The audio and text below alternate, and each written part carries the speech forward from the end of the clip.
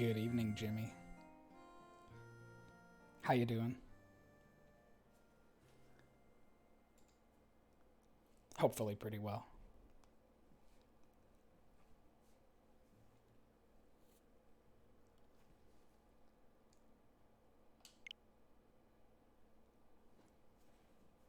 Getting ready to see some awesome driving, I hope. Definitely no shenanigans, no tomfoolery, just all serious driving business here for sure.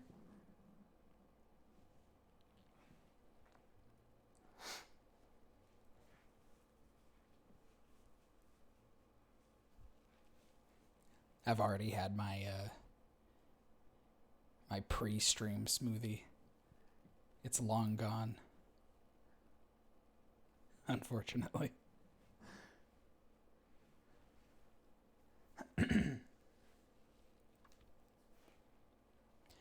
But yeah, today we're in the drip. Hey Joey, how you doing? Thank you for coming to the stream. We're gonna be playing some Burnout Paradise, starting a brand new file.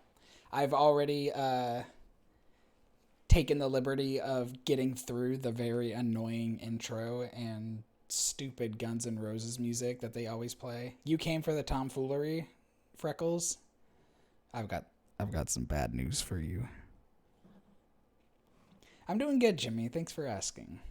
Pretty good. It's always fun. I'm always in a good mood on stream days. I've been having a lot of fun with it. I want to do it even more, actually. But baby steps into the whole thing.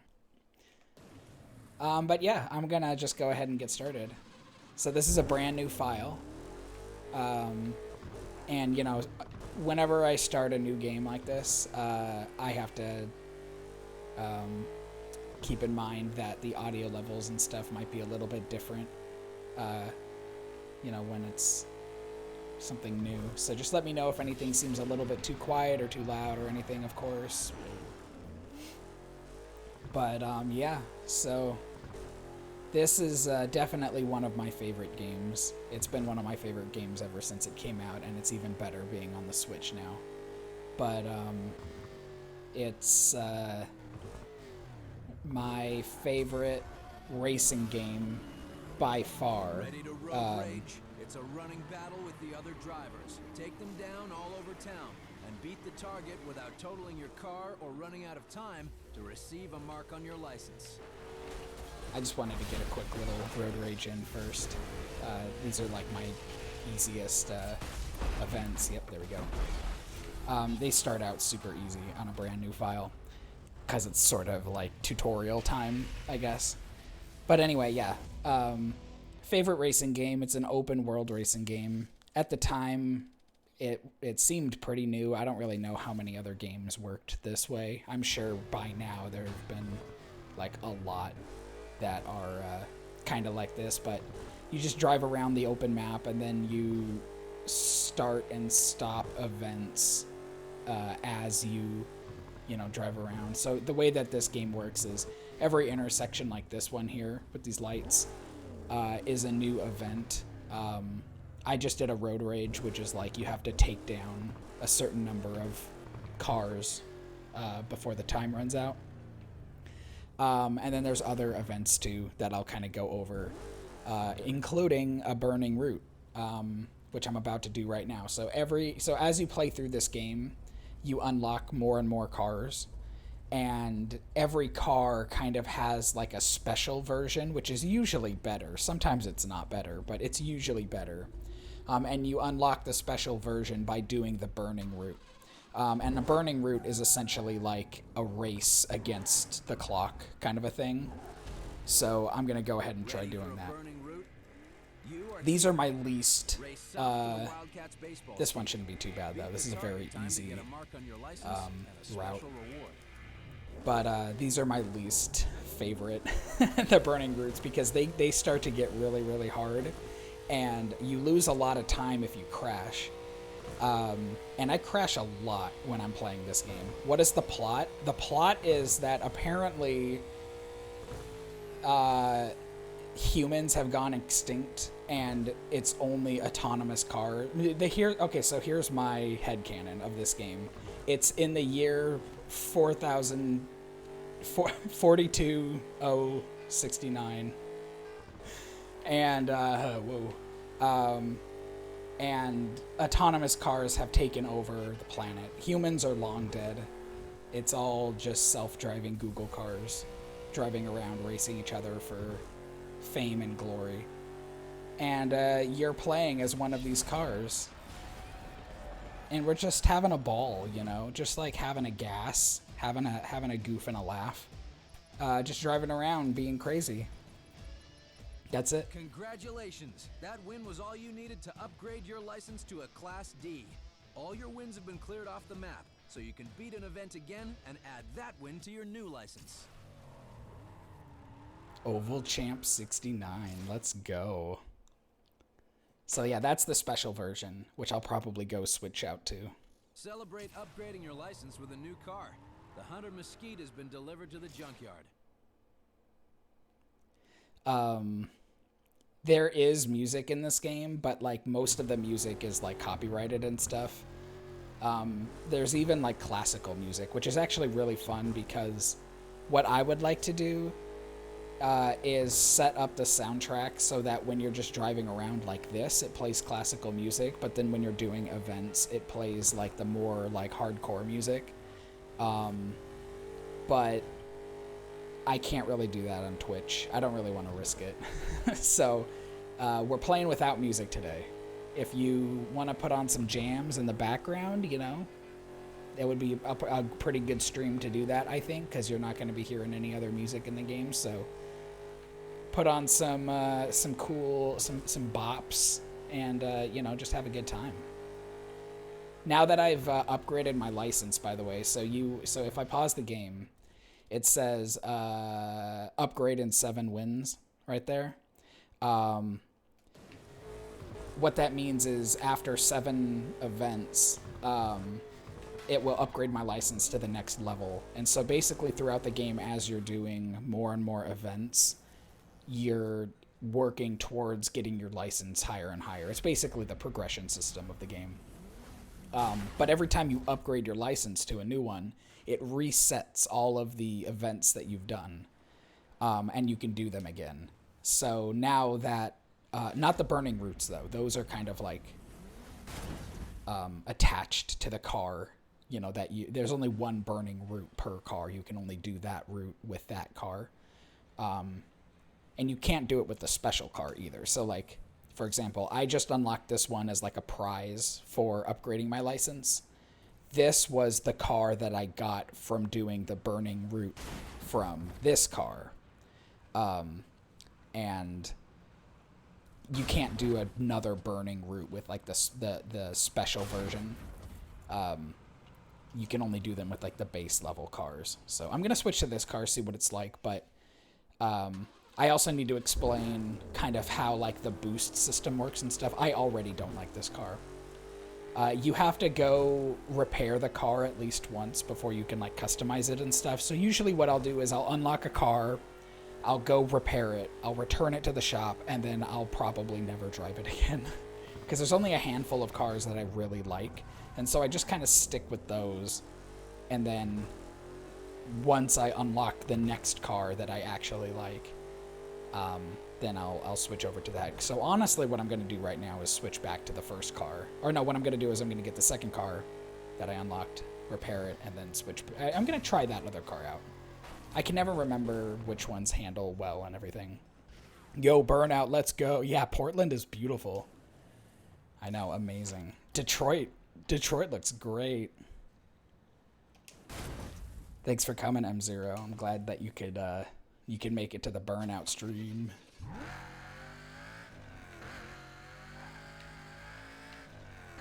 So I'm gonna repair this car, and then I'll probably do another road rage again, and I can explain the aggression system or the boost system. Whoops! I'm gonna repair again. once I start this road rage. So on the little mini map, you can see down there is that I'm coming up to this like big red dot. The red ones are road rages. So again, road rage is you just have to take out a certain number of cars. Yeah, until you total your car or run out of time. DJ Atomica from Crash FM explained it best. Whoa! It feels so weird playing this game without music. Oh, ouch. And depending on the durability of your car, you get like so many crashes before you're kind of like out of the game. But you can repair your car just like I did earlier in the middle of a road rage or event or whatever, to kind of like get your health back, so to speak. There's sort of like a hidden health system in this game, and it depends on how durable your car is. So you at a certain point you start getting like really big trucks and vans and stuff like that, and those things can crash like 7 or 8 times before you're out. But then you also have like the really fragile speedster cars that you can only crash like once, and then you're kind of just done.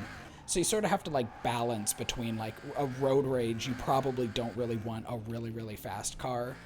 You probably want a car that's slower but handles, it's like a tank.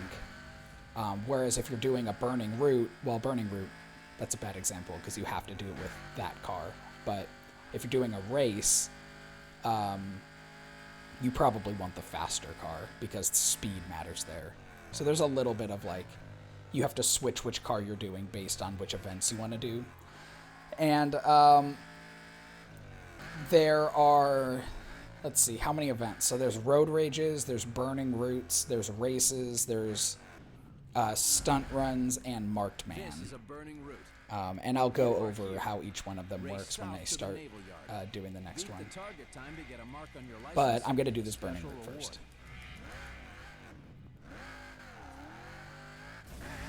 How's everyone's Thursday going so far? Pretty good, I hope.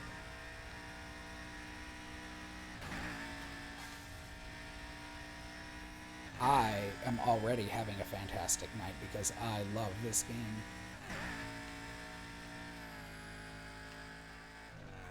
I got the demo for this game on the 360 when it came out back in like 2007 or 2008, something like that.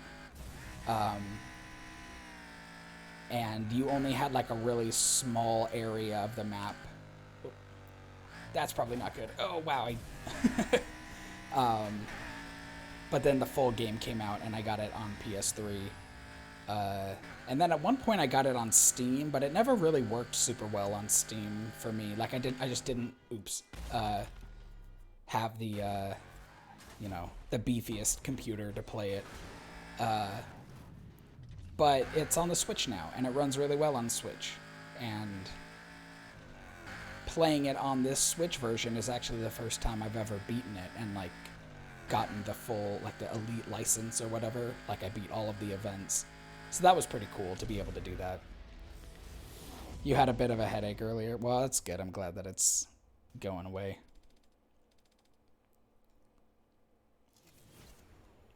So now I'll get the, this one. Route, and your reward has been dropped off for you at the junkyard.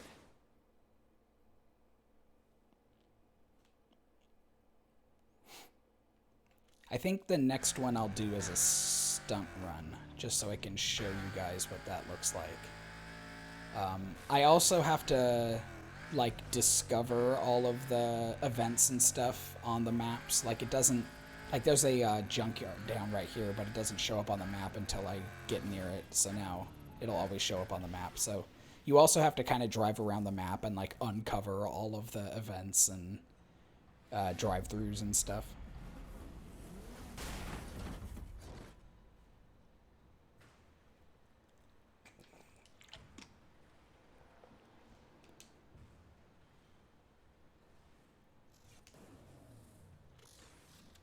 Alright, this is another aggression car.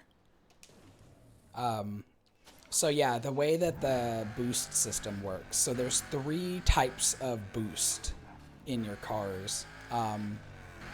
And they're designated by colors. So you have aggression cars like this one, and you can see that my boost meter down at the bottom left is like orange.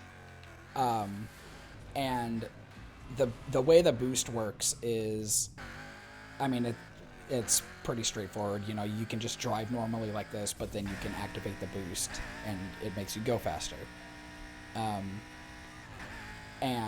You know, it starts to run out pretty quick like this. But with aggression cars, you can't really do it out. Well, let's see. Oh. Every now and then, cars show up that you can unlock by taking them down just kind of, you know, out and about like this when you're just driving around the city. So I just unlocked that car. And that car is probably a speed car, which is another kind of boost. But yeah, the aggression boost works by every time you take out a car. So if you're doing a road rage and you are knocking cars back left and right, you'll get some boost. So that's another reason why you want to choose aggression cars for road rage, because road rage benefits from like you can boost into the person next to you, and it will help to like knock them out. So it works a little bit better than the other types.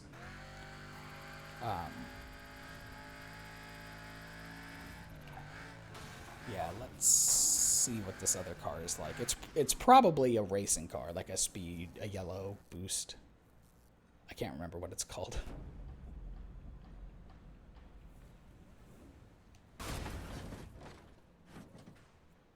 The Nakamura SI7.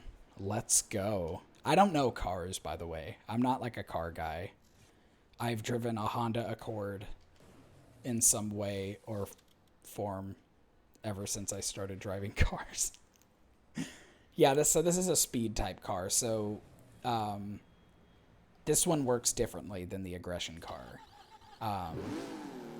It's still kind of orangey on the. I always call it like yellow, but I guess the boost looks a little bit more orange down at the bottom there. But the way that the speed cars work is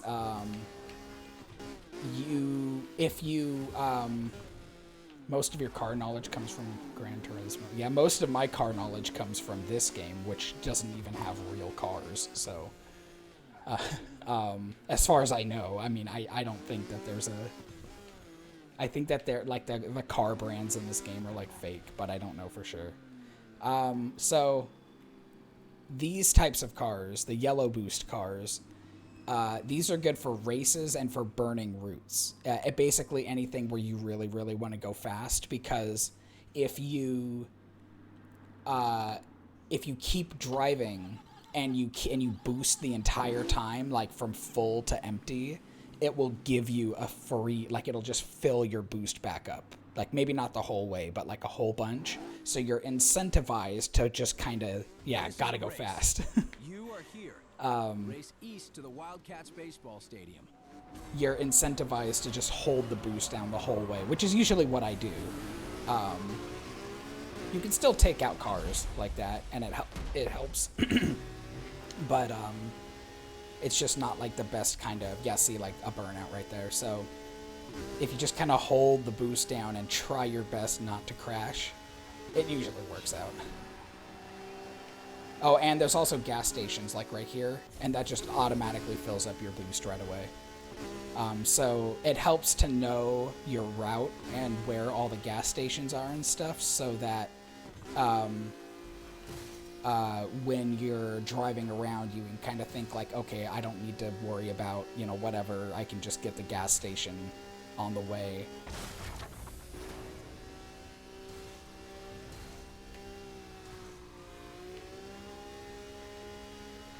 And there's other things too you can do to fill your boost as you're driving. You'll see me driving on the wrong side of the road a lot, and that's because you'll get some boost from doing that. if you drive by cars really closely, you'll get a boost that way, or like a little bit. So it's just kind of a way to like sort of keep your meter filled up.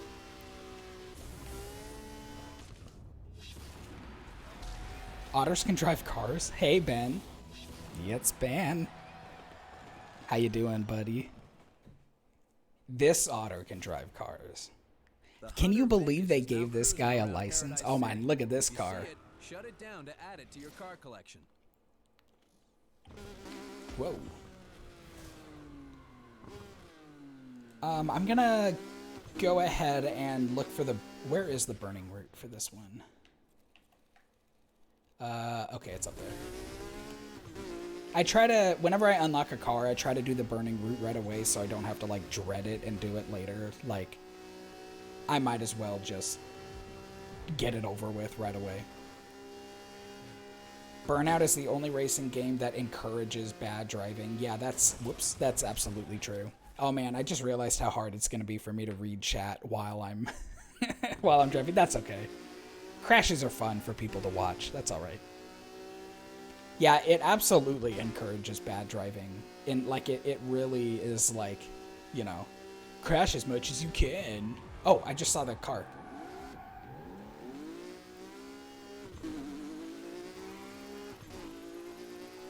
I can see him on the horizon over there.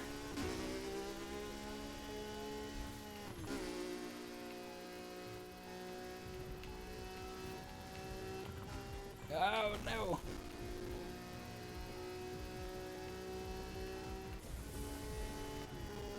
I want to get him. Where's he at? He's like, gotta be like right behind me. Ah! Dang.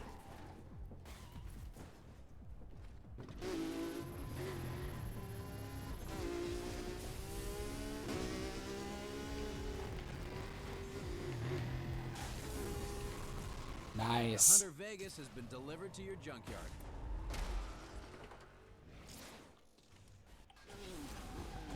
So now I have to do the burning route for this car and then that car. But at a certain point, I'm going to be unlocking cars so much that like I'm going to need to take a break. Because the burning routes still count as events. So like, if you just keep doing burning routes, I feel like you're going to kind of... Like at a certain point, it'll slow down because it takes more and more and more events to get new cars just as a bonus. Part of the reason why you loved Burnout as a kid is because you were terrible at racing games, but a game where you could crash into stuff and be rewarded for it. Yeah, absolutely. I could not agree more. I was never really... Like the biggest... like normal racing game or whatever that I would play as a kid was Mario Kart 64. And that was kind of it. I never really got into Need for Speed or any of those other games. But it was actually Burnout 2. I remember watching an ad or like some kind of piece on Burnout 2 on like G4 or Tech TV or something like that back in the day. And I remember them showcasing the crash mode in Burnout 2. And I was like, oh, that's so cool. You get to like kind of like create this like chaos, you know, like This is a burning route. You are here. Just like the insane stuff that you can do in the crash mode. That really got me into it. And I rented Burnout 2 on the PS2, I think. And I thought it was fun, but I really only played it for the crash mode, and at a certain point I could like never get past a certain part, and then so I was like, all right, whatever, and I rented it and I returned it. And then Burnout 3 came out, and that game was actually really fun for me to like, you know, play for real, like for actually like for racing and stuff. And I really, really liked Burnout 3.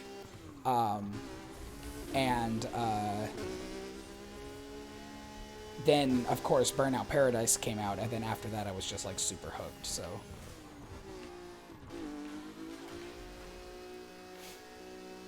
I don't know why I went this way. I have no idea. There, that's fine. You grew up with Crash Team Racing more than Mario Kart? Yeah. Because you had a PlayStation, right? Great performance. The Nakamura Racing SI7. Used to play kart racers at your friend's house because he owned like every console and had a massive collection of games. Dude, how cool was it to have a friend back in the day when you were a kid who had like all of the cool games and like, you know, you just got to play them whenever you wanted. Like, talk about a perk. That's the real friends with benefits. You know what I mean? Like having all those games to play. Oh yeah. Oh no.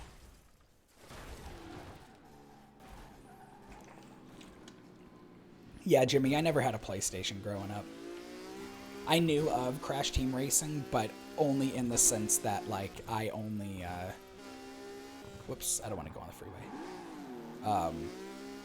Like, I knew about Crash Bandicoot, but I never really played it.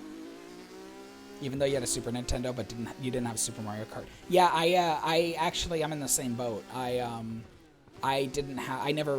I've played Super Mario Kart now, but I've never really gotten into it because my first, like I had the N64 and we had Mario Kart 64 on there. And like, I mean, I don't know how many hours we put into Mario Kart 64 over the years, but it's a lot of hours. But not the same with Super Mario Kart. Never really got too much into that one. Crash Tag Team Racing is your personal favorite. Nice. There's also Diddy Kong Racing, which I never had. I think I rented it at one point as a kid, but I never actually played it fully. But that game seems really cool because you can, like, there's like an overworld kind of, and you can like unlock a lot of stuff and everything. That to me seemed really cool. Sex is cool, but have you ever played GoldenEye on the N64? Dude. Spitting facts over here, Freckles. Lots of people didn't like Crash, but you like it. Hey, man. You like what you like. That's just how it goes. I hate this car. It's just bad. But I gotta repair it. I gotta do the burning route, and then we'll never speak of this again. It handles like a boat. It just doesn't drive very well. Alright. Where is the burning route? Okay. Another thing with this game too is you see these big yellow things right here. There's a lot of them, 400 I guess, all over the place. And they usually unlock shortcuts. Some of them are not super useful when you're actually driving. Like, I don't know if I would ever, well, I guess that's a good way to get up onto the freeway. But, yeah, you can go through those barriers, and a lot of times they strategically put them in places where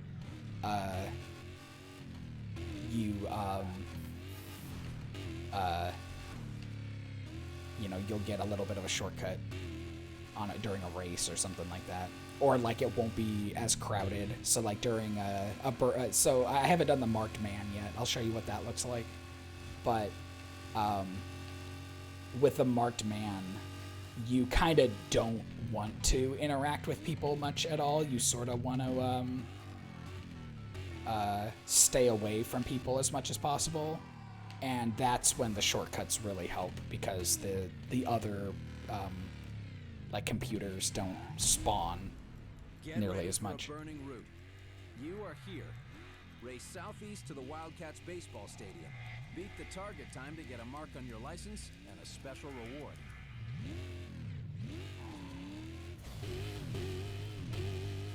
This particular street right here is kind of interesting because it's like this really like diagonal northwest southeast route that kind of cuts through the whole city. So like I always try to remember to take it whenever I can think about it.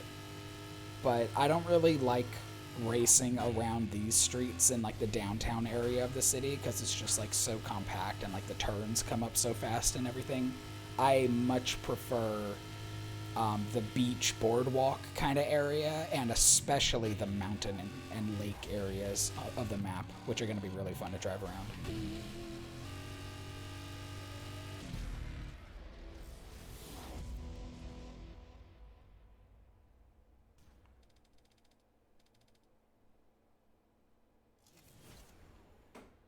You beat the burning route, so you've earned a special prize. There's a Hunter Vegas Carnival with your name on it at the junkyard. The Krieger Pioneer is now on the streets of Paradise. That's a pretty City. good If you see it, shut it down to starting add it to your car collection. Aggression car, if I remember right. Actually, it might not be an aggression car. I'll have to see. I need to start doing some other events though to show you guys like what the events look like. I guess I'll do that with this car. Like I might as well before I make it to the junkyard. But I'll do a marked man right now.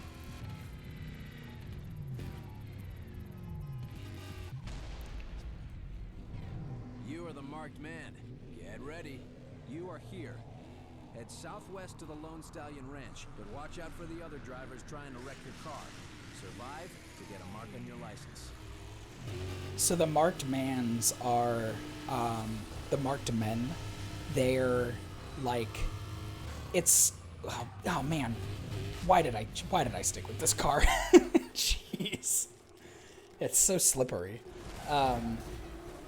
The way that the marked man events work is you're trying to make it to the end. It's like a survival mode.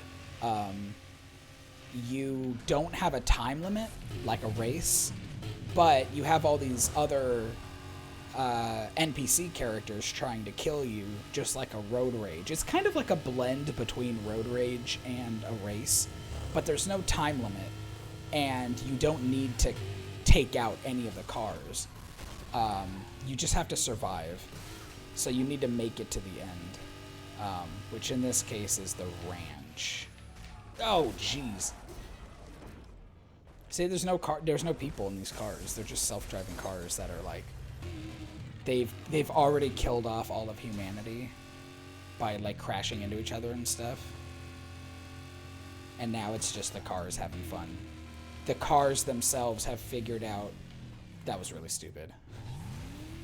Yeah, see, now I have like one crash left before I'm done.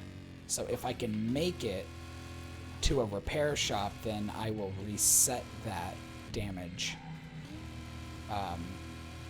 Which I really want to do, because I don't really want to head back and try doing it again. I probably won't but I think I'll be okay. Yeah, alright, we're good. So now I have like 3 or 4, however many that was. Oh man, this car sucks.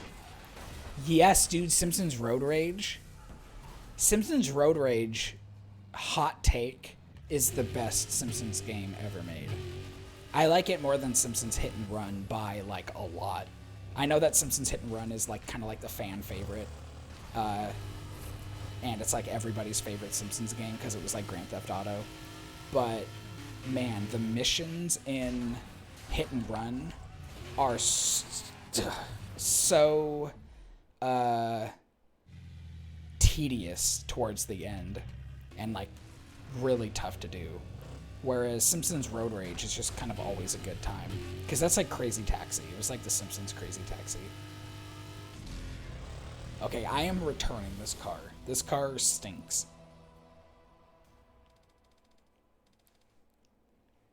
I would, you know what, honestly, Simpsons Road Rage would be a lot of fun to do on stream. At least for one day. Like, I wouldn't, like, try to go through the whole thing and, like, get all the characters and stuff. But just for playing, like, for one stream, that could be a lot of fun. Simpsons Arcade was the only one you enjoyed? Like, the beat-em-up arcade game, you mean?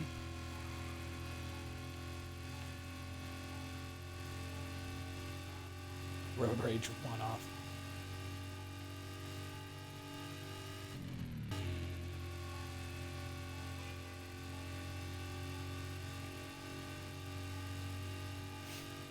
I'm taking this car back.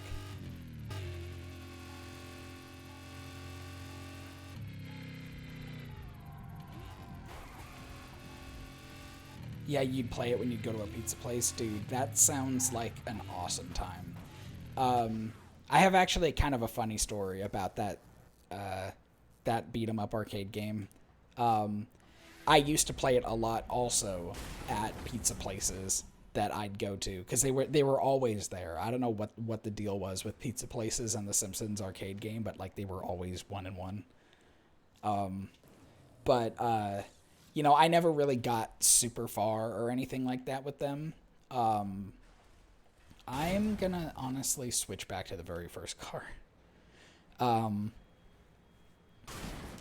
But, because they were like, it was like quarter eater. So it would like take a lot of money unless you were really, really good at it to get very far. So I never did. But for one of my stepdad's birthdays in the last few years or so, my brother and I made he basically had an old arcade cabinet that like had like a really messed up screen and like it just like didn't really work, but the cabinet itself was in pretty good shape. I'm gonna do another marked man. We basically gutted the thing, took out the screen and stuff, put in a new screen, and put a Raspberry Pi in there, and put it wasn't MAME, but it was something like it. And we basically made like a little Raspberry Pi arcade situation in there. And one of the games that was on there was the Simpsons arcade game. And so we were like he and I were kind of just testing it to see if it like worked with 2 players and stuff. And so like just kind of like testing out the responsiveness and like everything like that. And what started as just testing the cabinet to make sure it was going to work turned into us beating the Simpsons game. And so we played through the whole thing because there's no like quarters or anything. You can just keep putting free credits in. So I've beaten that game now at this point. We never really like set out to do it. We just kind of kept playing because it was fun. So that was really cool. They sell those mini machines at Best Buy.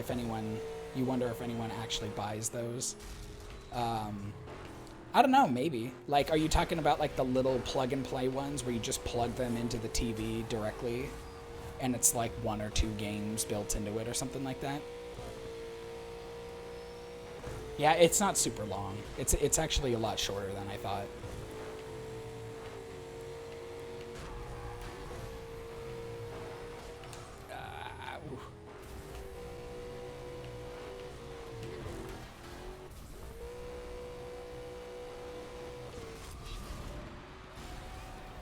Oh, the $200 half-sized machines. Oh, I don't know anything about those. I don't know if I've seen those before. Your license has been upgraded to What is Class going C. on with Nice work, but don't think the the camera in the Class back is B like would be freaking so out? easy. The event map has been cleared. The way It's pretty forward much a is Raspberry up to Pi and a you. half-sized cabinet they charge a ton Celebrate for. upgrading Well, your that's license with a lame. new car. The Nakamura Ikusa GT has been delivered to your junkyard. I mean, obviously they're going to try to make money on anything, but like the fun thing about a Raspberry Pi is being able to like get all that stuff yourself and put it together. And like honestly the hard part is like getting or building the cabinet. Anyway, I'm gonna do a stunt run. So this is another kind of event. A stunt run is good for cars that like I have right now, which is a stunt car. The most outrageous jumps, rolls, spins, and drifts to beat the target score in the time limit. Yeah, so it's basically you're on a timer and you have to try to get a bunch of points by doing a bunch of crazy stunts. The car that I have right now is a stunt class car, so you can see the green boost bar that I have down there. And that's helpful because you earn boost by just doing stuff like drifting or, doing jumps and stuff like that, which is obviously what you want for a stunt run. But honestly, I kind of picked stunt cars even for like any other event, because they kind of seem to be like the wild card kind of boost class, because like even if you're doing a race or a road rage or something like that, it can be helpful to like hit ramps and stuff to just kind of get a little bit of boost.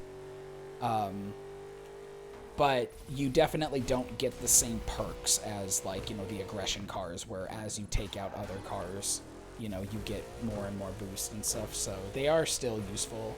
But if I'm gonna like pick any random car to do something, especially for a stunt run, it's gonna be a car like this. And I have like a handful of spots that I like to hit, like this one on the beach right here, because there's always like, you know, a wide open area without any other cars driving to worry about, you know, other cars hitting me and stuff like that. I can kind of just go down here and run back and forth and back and forth. Like, I already beat the... so, like, the target score is 5,000, but I'm about to get 480,000 right now, so... You know Kirby's Avalanche? Nintendo just added that game for Switch Online service. I never played Kirby's Avalanche. What kind of game is that? I know Kirby's Dream Course and Kirby's Adventure. And Kirby 64, they just added that on the N64 Switch Online. If you see it, shut it down to add it to your car collection. But I've never played Kirby's Avalanche. It's basically Puyo Puyo with Kirby. Oh, interesting. That's fun. I might try it. Though, if I want to play Puyo Puyo, I'm probably just going to play Puyo Puyo Tetris, because that game is so fun. I remember in school, every now and then, like, we went to, like, this daycare thing after classes, like, after school, before our parents picked us up. And we would always play video games there. And every now and then a kid would bring his Genesis, and we would play Genesis games, which was basically the only time I would ever play like Sega stuff before like the GameCube.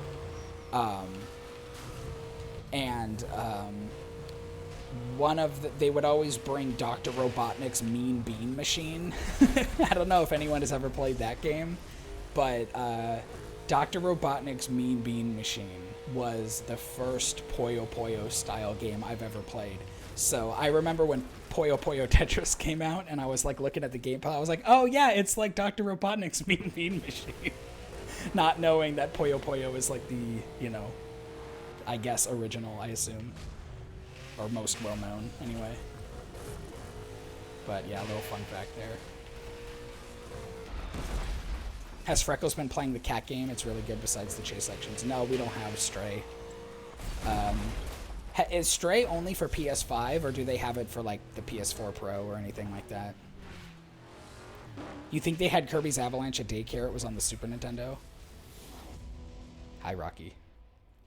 Rocky's my brother, for anyone who doesn't know. So when I'm talking about like daycare and everything, he was always there. Shout out to daycare, let's go. I want to do another stunt run because they are very easy. It's on PS4, PS5, Steam, etc.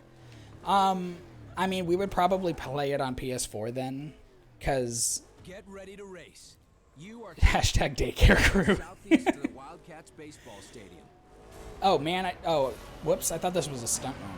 Oh, well, whatever, that's okay.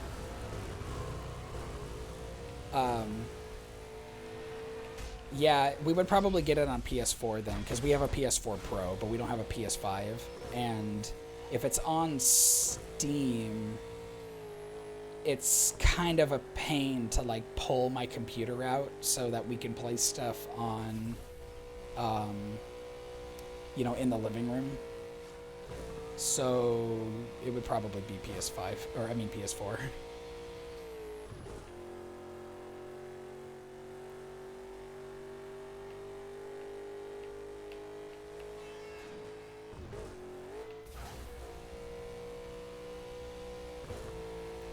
I've heard good things about it, though. I've seen that YouTubers are playing it. I haven't watched any of it yet, though. But, I mean, it sounds cool. It's not really a game that I've been hyped about though. I know a lot of people have been super hyped about it, but I don't know anything about it. I mean, it's just not really on my radar.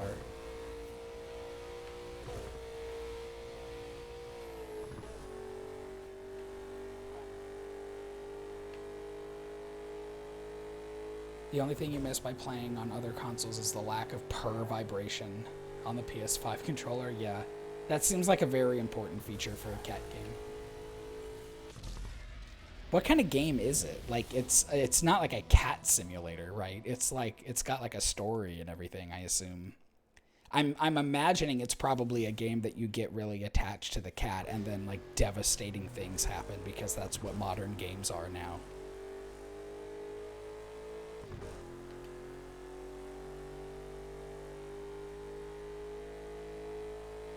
It's a chill exploration game. Well, okay, that actually sounds pretty cool.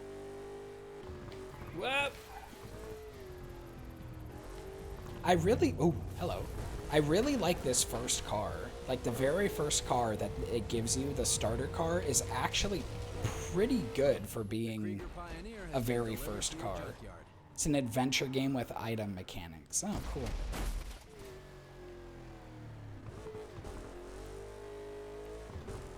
Alright, I gotta do Burning Roots. But yeah, I like this first car. It can really take a beating, but it also handles pretty well. And it's a stunt class, so it kind of checks a lot of boxes. But it's not my favorite stunt class car, but eventually I'll unlock my favorite.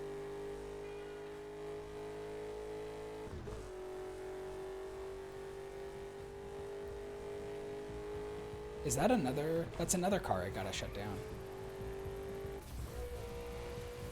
What is this? Whoa! Did that not count? Did he not get taken out? Whoa! What the heck? That was weird. Huh.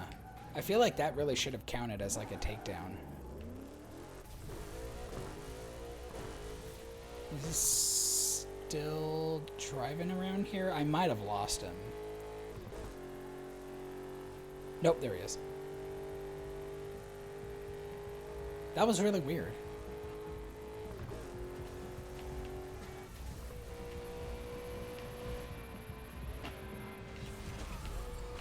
There we go. The Katano Hydra's custom has been delivered to your junkyard.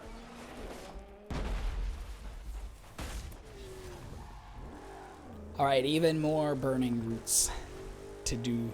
God, I've already been streaming for like almost an hour. This game, like, flies by. It seems weird, but this game is infinitely more relaxing to me than Stardew Valley. Like, Stardew Valley, everyone's like, oh, it's a chill farming game or whatever. But, like, that game is so stressful to me in a good way. It's very, like, it engages my brain. I'm constantly doing timekeeping and math and stuff like that in my head when I'm playing it and trying to, like, maximize my days and everything. Whereas this game, it's like, yeah, it's, you know, you're driving fast and crashing and everything, but, you know, you just can't, there's no consequences or anything. Like, you can never, like, truly lose or anything. You kind of just, you know, Minecraft is your ultimate chill out game. Yeah, man. Minecraft is a pretty good chill out game. Even though even that game is like, you'll go deep into a mine system or something like that, and then you'll realize that you forgot the way out. And if you're not playing on peaceful mode, then it starts to get really stressful for me. But it's still its own flavor of chill time for me. Okay, yeah, I was right. This is an aggression car. Most of the, like, SUVs and trucks and stuff are aggression cars. Oh, it handles pretty good, though. Never mind. Never mind. Oh. It's heavy. It's a heavy boy. Alright, where are we going? Where are we dropping? They're all, like, over here. Another thing you can do is power parking. So if you see these cars that are just parked on the side of the street, you can kind of like try to parallel park by like spinning around. I'll try to do it so you can see what I'm talking about, but it's not very easy to do it with a car like this. You need like a stunt car or like a lightweight car. But it's just a fun little thing that the game, like, you know, will reward you for. Peaceful is the only way to go. Yeah, even easy mode is intense. Well, you and I and Freckles used to play on a server on easy mode for a while, which was fun, but it definitely is more stressful. I think, yeah, nowadays I'm all about that peaceful mode.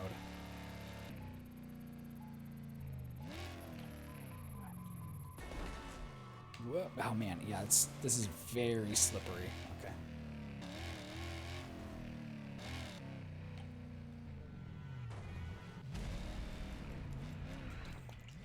This is a burning route. You are here.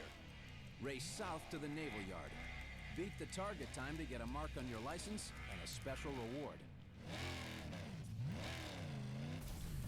Your eternal reward.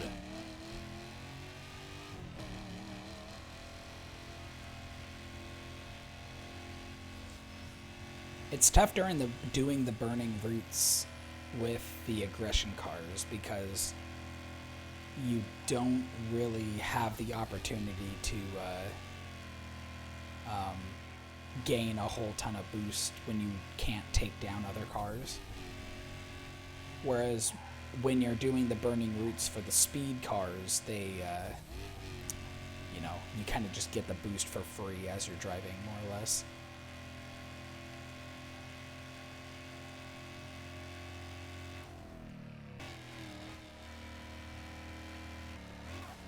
Where am I going? Naval Yard? Okay.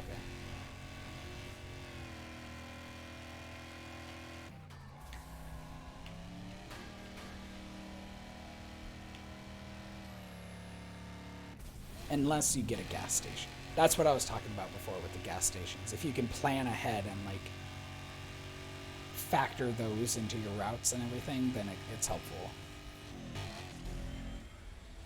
You still remember that time playing on that server and everything was relaxing, and then you turn a corner in your inventory room and there's an Enderman? Yeah. That burning route win gets you a Krieger Pioneer Super Gator. It's parked Super in the junkyard Gator, ready let's for go. You. I don't want the Super Gator. The I just wanted to say that. Custom is now cruising around Paradise City. Look at this old thing. See it, shut it down. That's to gotta add be to an your car aggression collection. car. Gotta be. I remember when I found out the hard way about the monsters that appear after you don't sleep for too long in Minecraft. I thought I was going insane. Because I remember standing outside the base and there were just these like flying dudes shooting down at me, and I'm like, are you guys seeing this? And I think you and Freckles were like, no. And I thought it was like the game was like gaslighting me. But there was no like, it doesn't explain anything in Minecraft. Like that's not a game that like explains what's going on ever. So you kind of just have to like figure stuff out. And then eventually I found out like, oh, if you don't sleep for too long, then that's what happens.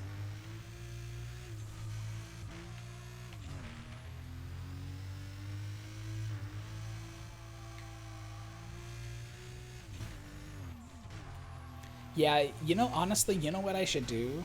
I should have a Simpsons stream where I do Simpsons Road Rage, but I also do Bart's Nightmare.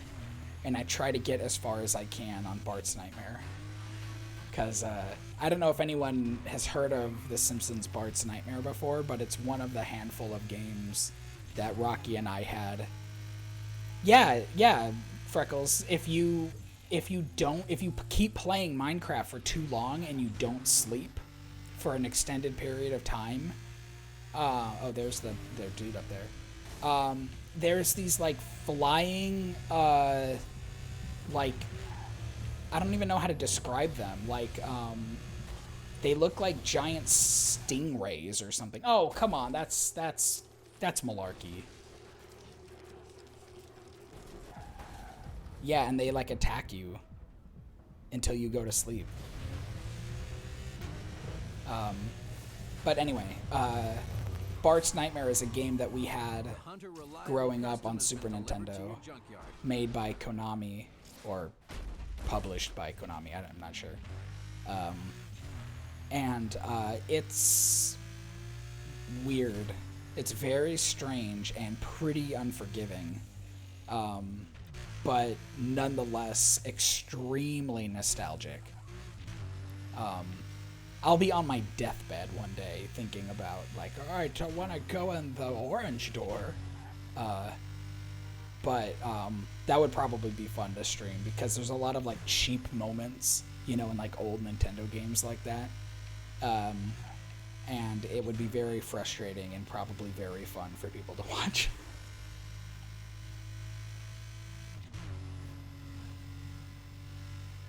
This is a pretty good car. It's a pretty fast car for being a stunt class.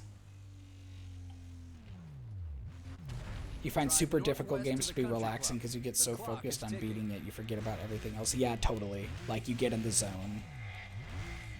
I'm in the zone right now. Auto zone. You might not get that joke, M0.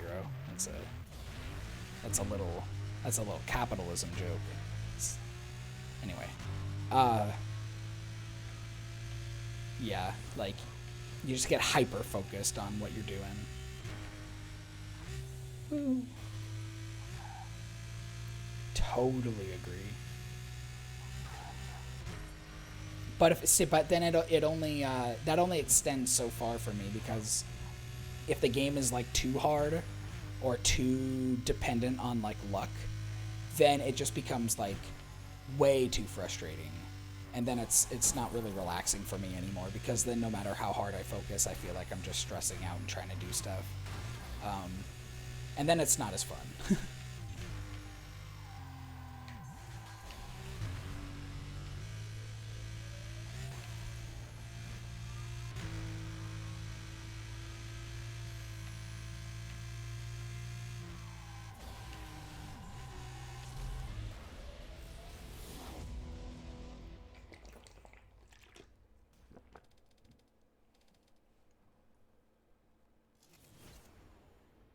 You get a hot Nakamura Ikuza Samurai. Ooh, a hot Nakamura, dude. I got a hot Nakamura Ikuza Samurai. The last two doors in Bart's Nightmare is like that. It's unnecessarily hard. Yeah. The orange door and the what other door are you talking about? Or are you talking about the two orange doors?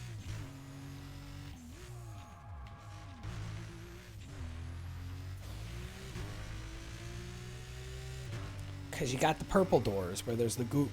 You got the yellow doors, which is the itchy and scratchy.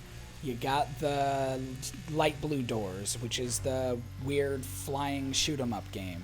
You got your green door, which is the Godzilla. You got your orange doors, which is the stupid Indiana Jones ones.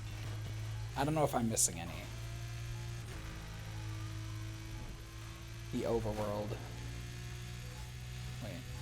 You're talking about the overworld after getting like 6 doors. Oh yeah, trying to find the paper. Yeah, that's lame.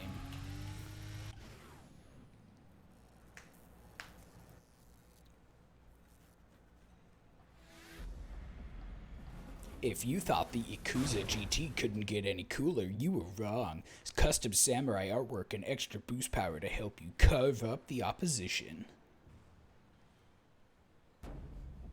Looks like an antique, but above average strength and a gentle drift make quite a handy package. An unconventional little all-rounder. Number 15, the Hunter Reliable Custom. The worst part about driving the Hunter Custom is you have to drive the Hunter Custom. Yeah, this is the next one, okay.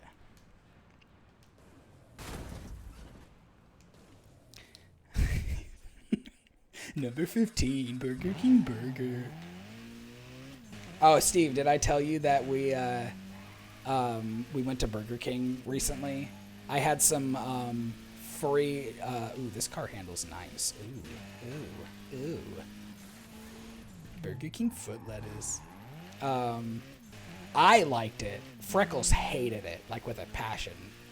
But it was free because I had like leftover gifted.co, whatever the thing that work gives us every now and then. Since there's no like chains where we live other than like Burger King, I basically just haven't been using those free lunch bucks. But I was like, you know what? I'm just going to redeem them for Burger King. And like I downloaded the app and put the code in to get the free bucks and all that stuff. So like I ordered on the app and then we just went and did the drive-through. And I liked it. I mean, it's garbage trash food, but it was good trash. What more do you want? It was gross.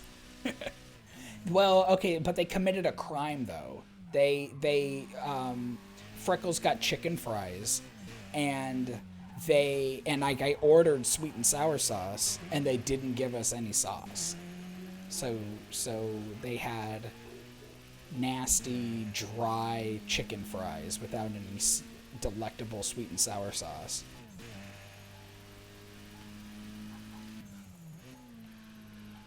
Whereas I got a original chicken sandwich and a Burger King burger. The clock is ticking. Consistently pretty okay, yeah. You like their onion rings and zesty sauce. They're usually out of sauce, though. See, we looked at the zesty sauce on the app, and we were like, zesty sauce, interesting. But, man, other than McDonald's, sweet and sour is, like, all reliable when it comes to fast food sauces, at least for me. I'm not a barbecue sauce guy at all. From like, whoa, ouch. I might lose this burning root. But sweet and sour is just always good. I mean, it's just sugar, you know. What the heck? Whoa. That was weird. It's just like cornstarch and sugar, like. I'm definitely losing this burning root. I took such a weird path.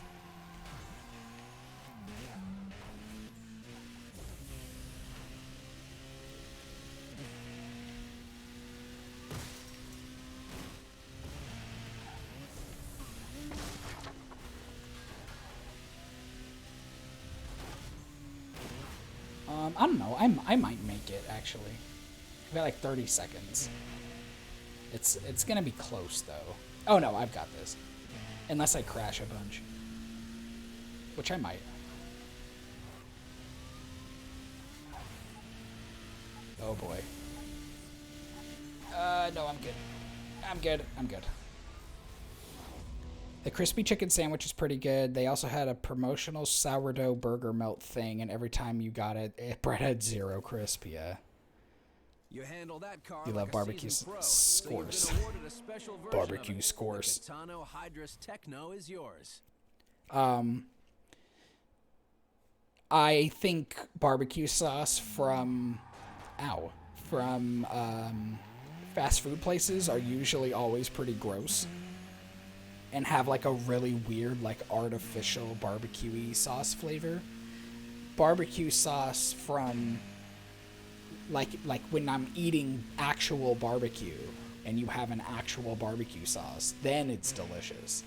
But it doesn't taste like barbecue. Like if you have like a barbecue chicken pizza or something like that, the barbecue sauce that you put on like they put on a chicken pizza is very fake smoky tasting. I don't know if it's like liquid smoke or something along those lines, but it's just really weird and gross to me.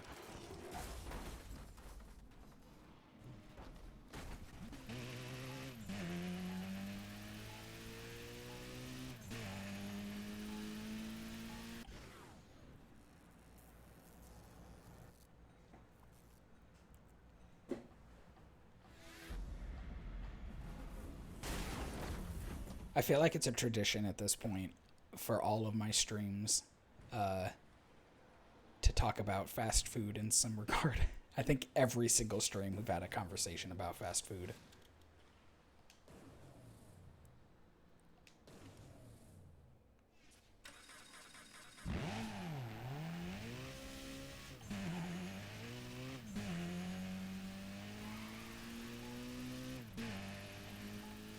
I think I want to do some marked man and races with this car.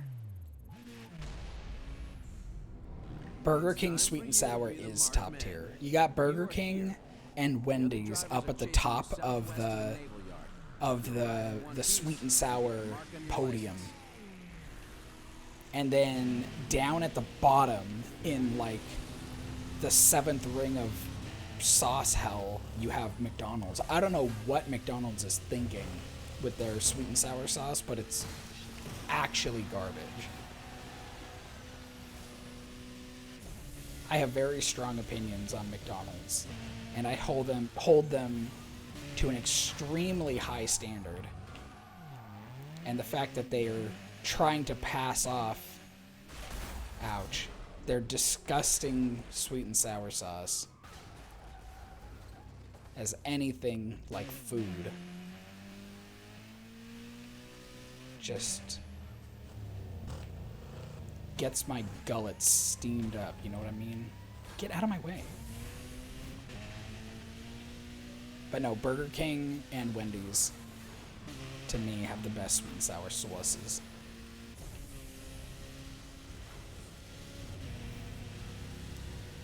I can't really rank Carl's Jr. because I would never get the chicken. Like the chicken nuggets or chicken strips or whatever from Carl's Jr. I always get a burger. Carl's Jr. burger.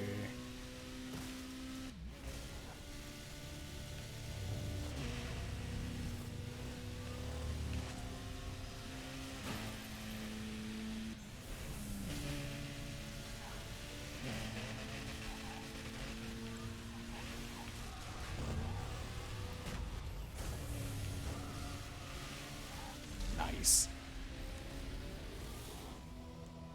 Australian McDonald's sweet and sour is pretty good. Ooh, I wonder if it's different. M0, do you think you could like get a whole bunch of them and like mail it to me? Ooh. If you see it, I recognize this car. I think that car might be a car that I drive a lot in this game. I'm gonna have to look for it and get it.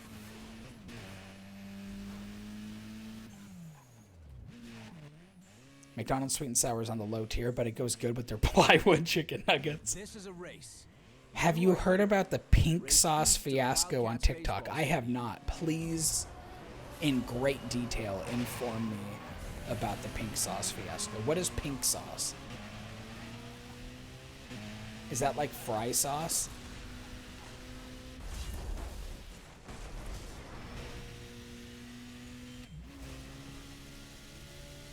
Or like the sauce from teppanyaki restaurants? Sauce.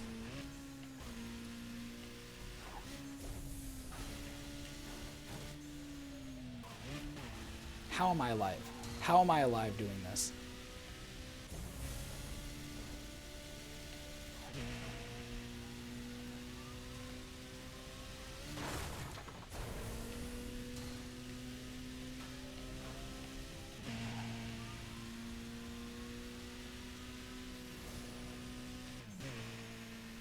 This Burnout stream has become an Otter's fast food sauce tier list. I mean, are you disappointed? Are you not entertained, Ben? Are you not entertained? Is this not why you're here? I have, you know, I feel like I've exhausted most of the stuff I have to talk about this game already. I've basically done, I've talked about everything this game has to offer. All of the different kinds of events and how the, progression system works. And at this point, it's just a robot car doing its thing. Some influencer on TikTok started selling pink sauce in bottles, but its contents and ingredients were a mystery, and they didn't describe the taste of it. But it supposedly went good with everything, and people bought it, and a lot of bottles arrived packaged terribly and sometimes exploded. You are the marked man. Get ready. Oh no. Head southwest to the Lone Stallion Ranch. Don't. Watch out for the other drivers. The labeling was super inconsistent. Don't buy sauce on TikTok. That, I feel like that is the moral of this story. If there's someone on TikTok selling sauce for you to eat, that seems illegal. Is that not illegal to sell food that you're not disclosing the ingredients of, and you're also not like you know, at least licensed like a little bit? I feel like that might be illegal, but I don't know. I'm an otter, not a lawyer. I'm a race car driver, not a lawyer.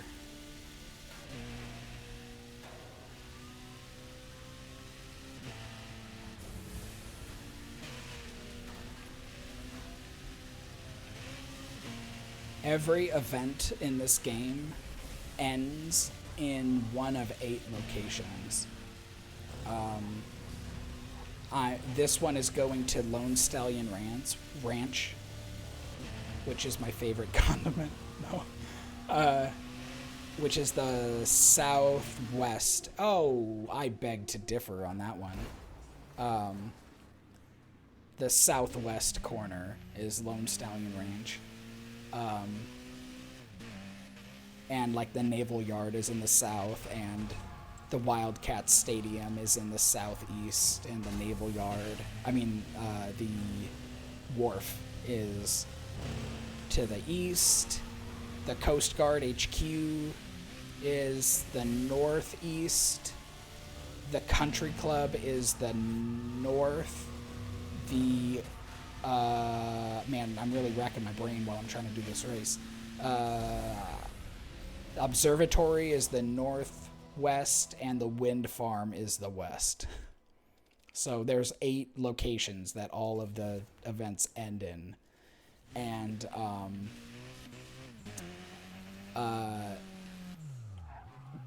just kind of based on the geography of the game and everything, there are certain areas that I like driving to and certain areas I don't like driving to.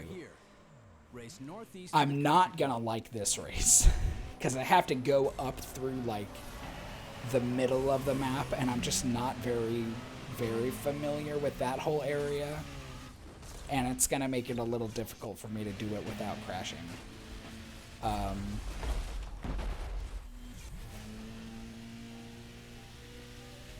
But driving to Lone Stallion Ranch or driving to well, I mean, I guess it kind of depends on where the event is starting from. But there's just certain combinations that, like, I know right off the bat, like, oh, this is gonna suck.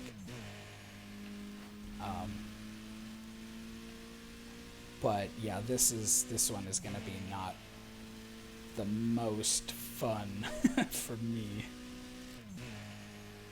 At this point, I'm just waiting for the GPS thing to tell me when to turn. It's just like real life, but like way faster. Can you imagine if this is how Uber was? Man, you would get to places so fast.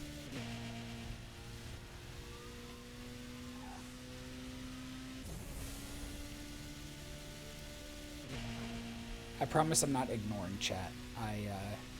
I'm just focusing very, very hard.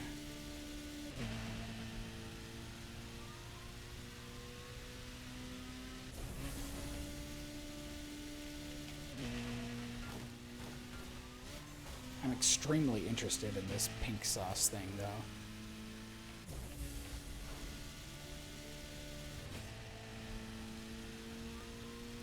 Alright, I should be in the clear now. Now it's kind of just like a straight shot up. That really wasn't too bad. I like ending at the Country Club because you get to do like a big old drift right at the very end, and that's always fun.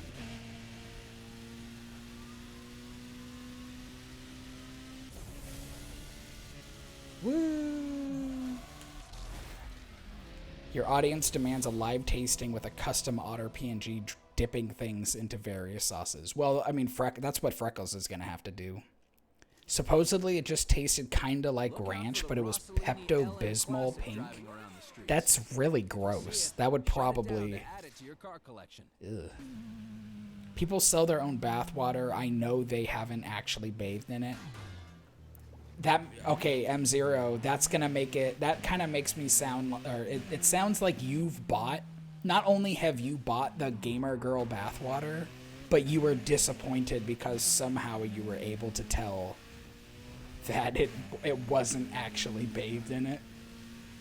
So I have additional questions. Oh, Lupin! What are we buying? Can you get some boba at the mall? Yeah, let's go. Let's go shop. I actually forgot that that's what I set the stream title as. I was like, wait, what's happening? We're buying pink sauce from TikTok, apparently. Whoa, ooh, ooh, ooh, ooh. A fast boy just drove by me. I was about to start that race, too.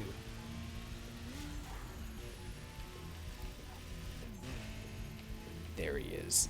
That worm. Oh, he just crashed. He crashed on his own. He crashed on his own accord. Oh, there he is.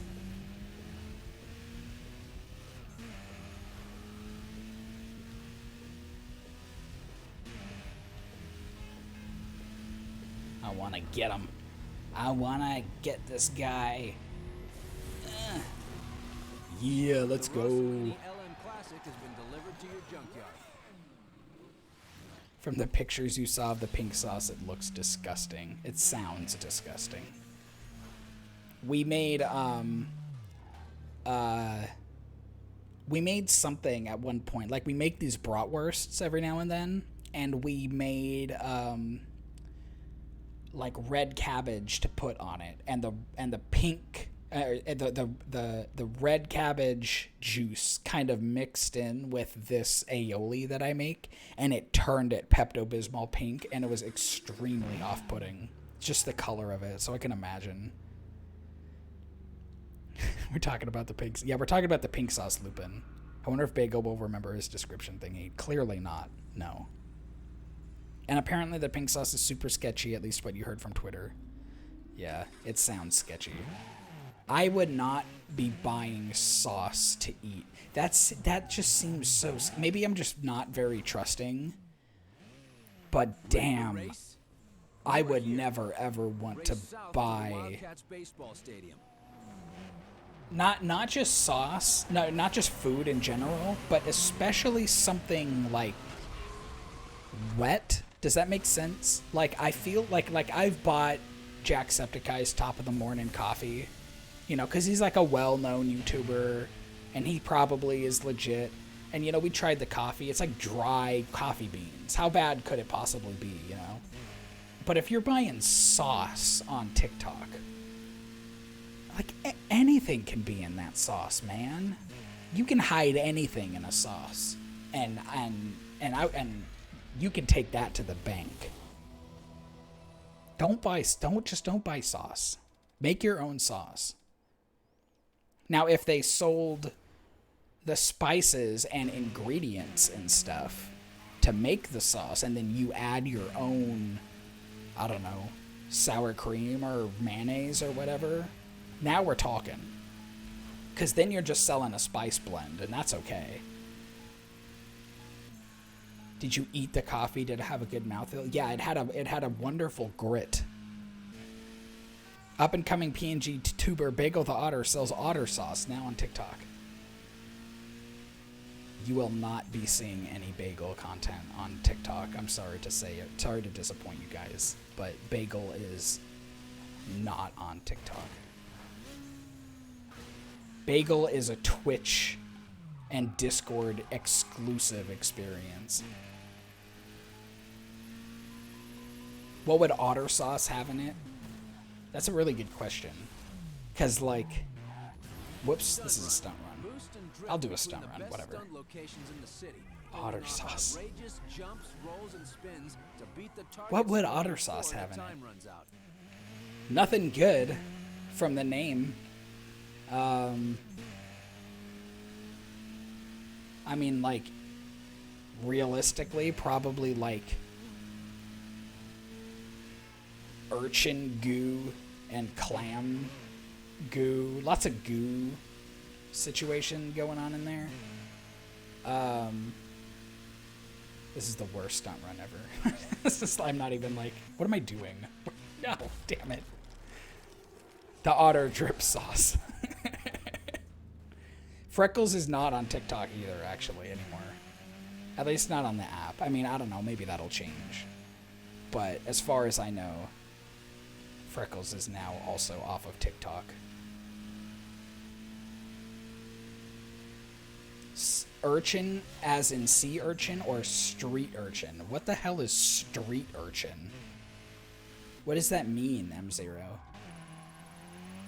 You're really throwing a lot of questions my way in this stream, and I appreciate it because you're really keeping my mind engaged between bathwater and street urchins. It sounds like kind of like a bad word for somebody. Woo! And that's how we do it. And that's how I just do. That's just how I just do it. Like Aladdin, a poor orphan. Oliver Twist. I've never heard of that. I've never heard that. Please, sir, may I have some more otter sauce? Gamer Ot Seawater, dude. Okay, now we're talking, Freckles. Now we're talking. You get me some seawater, I'll splash around in it a little bit, maybe crack open a few clams, wash my favorite little rock.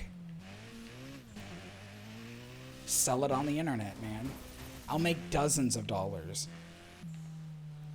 Pluto TV is adding 2 new game show channels, Jeopardy and Wheel of Fortune. Oh, that's pretty cool. Supermarket Sweep is our Pluto. Supermarket Sweep and Iron Chef and The Addams Family. Those 3 things are like what we watch on Pluto TV when we're watching Pluto TV. But we haven't really done that for a while. We've been watching a lot of YouTube stuff as usual. And we've been binge watching Superstore.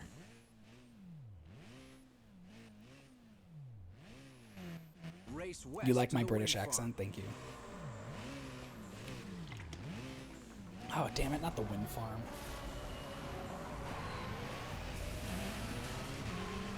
Not the wind farm, bro. Not the wind farm. Ow. Dang it. Oh, it's a drive-away.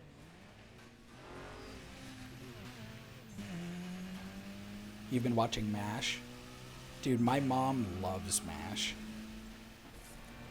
That's like one of her favorite shows. MASH and That 70s Show. If you were to go to my mom's house right now, I guarantee you on TV would either be MASH or That 70s Show. Do you not like clean energy? Wait, I feel like I missed something. Oh, the wind farm. Oh. I mean, I love that Paradise City, especially for like 2008 or whatever. Paradise City was very progressive.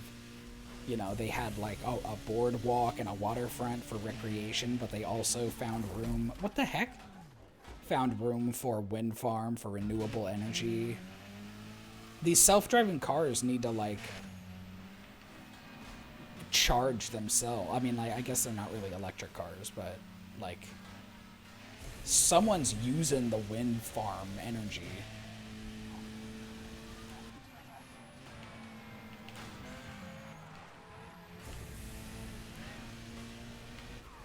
I'm starting to reach the point of these events where they're getting hard enough to where I can't just like mindlessly go through them anymore. They're starting to take a little bit of brain power, which I do not appreciate.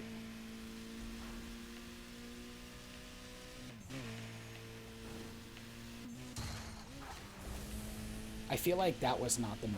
I feel like I'm going the wrong way. I'm definitely going the wrong way. I'm gonna lose this race. I took a wrong turn.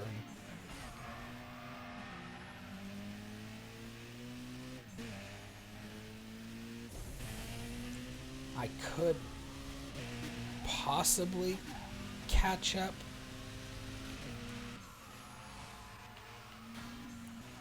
But it's not looking good. Whoa. Oh man. Okay, you know what? I'm gonna cancel this race. This is a lost cause. Here's another thing I love about this game too. If you hit a point where you're like, there's no way I'm gonna beat this race, you can kind of just bail and cancel it, and it doesn't give you any like, oh, you lost kind of a thing like that, or anything that makes you feel bad. It's just sort of like, it never happened. There's no fanfare. There's no, whatever. It's just like, try again later. No biggie. And I appreciate that. I'm sorry, Lupin. My mom loves MASH. But that just means that MASH is, like, timeless, You used to watch it with your parents as a kid. And this rewatch, you've gotten so many jokes. I mean, yeah. It's... Any show like that, you're gonna kind of have like. Race south to Lone Stallion Ranch. Oh yeah, now we're talking. Now we're talking. Let's go. There's gonna be some things that just don't age super well, And I try to keep that in mind when I'm consuming my media. Nice. There's on this route, there's like a massive shortcut you can do by taking this like really big jump off of a cliff. And I'm gonna do it. I'm gonna try to do it.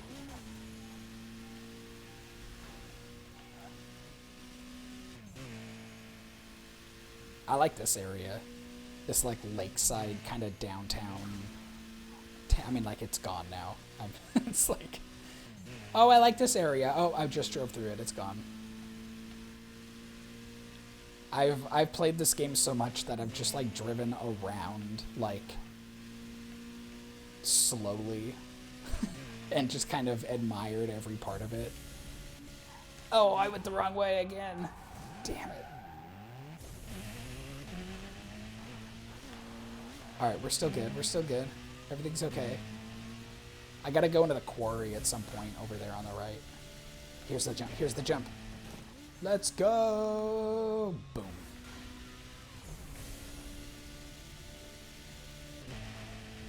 That's a comically useful shortcut.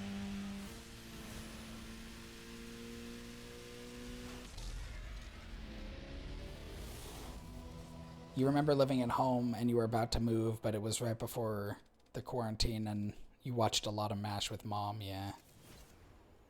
Oh, yeah.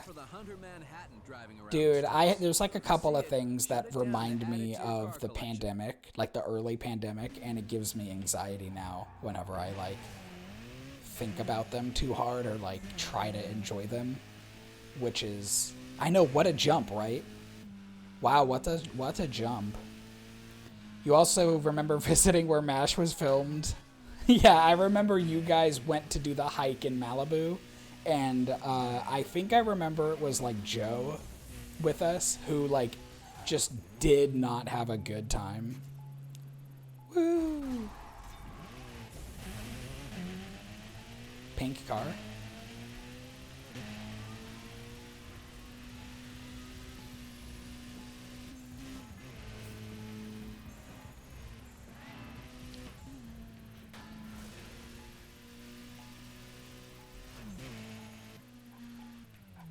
Alright, I'm gonna switch up cars.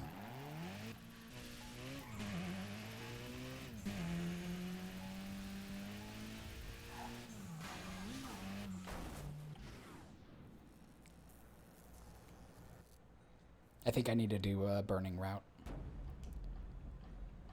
But yeah, when, oh right, I got this guy. Right when the pandemic started, that's when Animal Crossing New Horizons came out. And now I can't think about New Horizons without thinking of the pandemic. Not only was it the pandemic, but it was right after we moved here. And it was a pretty big adjustment for me moving here. So it was like not only was I kind of like stuck at home, not that I didn't like being at home, like, it's comfortable and everything, but like it was very new for me. And then on top of it, I was afraid, no one knew how bad the pandemic really was going to get at that time. So I was just afraid of at some point I'm going to catch this virus and die. So I had this anxiety kind of going on this whole time.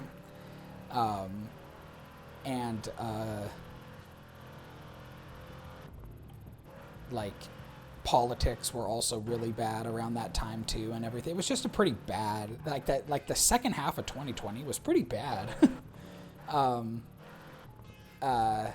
Animal Crossing, a particular album by Ween, and that pink card, that's what you're talking about.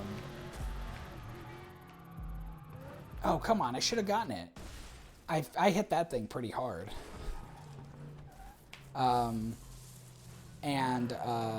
What else? The Tiger King.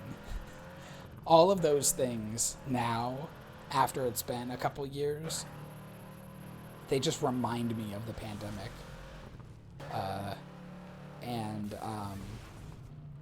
Not the best feeling, I gotta say. Kind of a bad time. The biggest downer is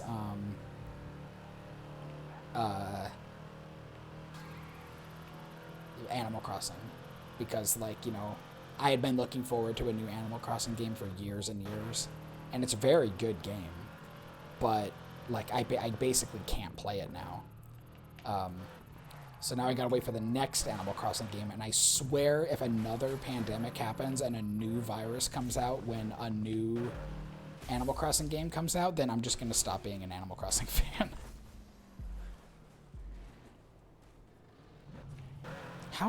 Where is this? Ugh. All the way over there. This is definitely a do the burning route and never drive this truck again kind of a car. Animal Crossing Monkeypox. Animal Crossing Quarantine Edition.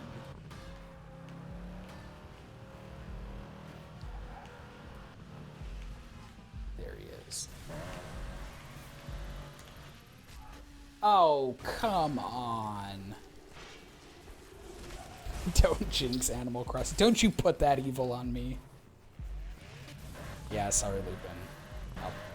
I'll try not to prophesize about Animal Crossing too hard. Do you think they're going to make a new Animal Crossing game for the Switch? I kind of don't think so. I think it's going to be on a future system. I really don't even know if we're going to be getting a Switch Pro at this point. I mean, maybe we'll get a Switch 2. I swear if they called it a Switch U, I'm going to be so upset. Okay, here's that car I've been waiting for. I was wondering when that one was going to show up. I knocked him into a... I just knocked that car into a shortcut. Where is he? Oh, there he is.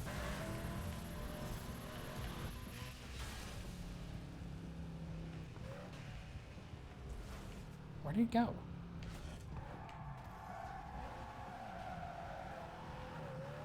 That was weird. He just disappeared. Oh, well. You don't think there's going to be another Animal Crossing on the Switch? It'll be like a mini version? Like Pocket Camp or something? Yeah, or some kind of, I don't know, Happy Home Designer kind of a thing, like a spin-off sort of game. I could see that happening for sure. Alright, back to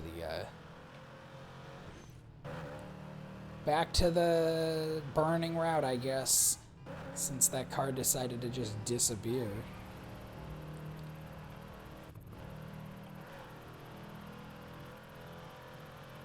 I mean, honestly, at this point, I'll just be happy if we get Breath of the Wild 2 within my lifetime.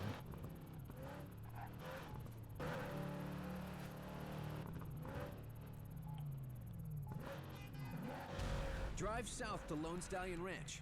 The clock is ticking. They should make an Animal Crossing platformer game as an Animal Crossing game to hold people over. That'd be fun. There's a lot of stuff they could do with the Animal Crossing IP.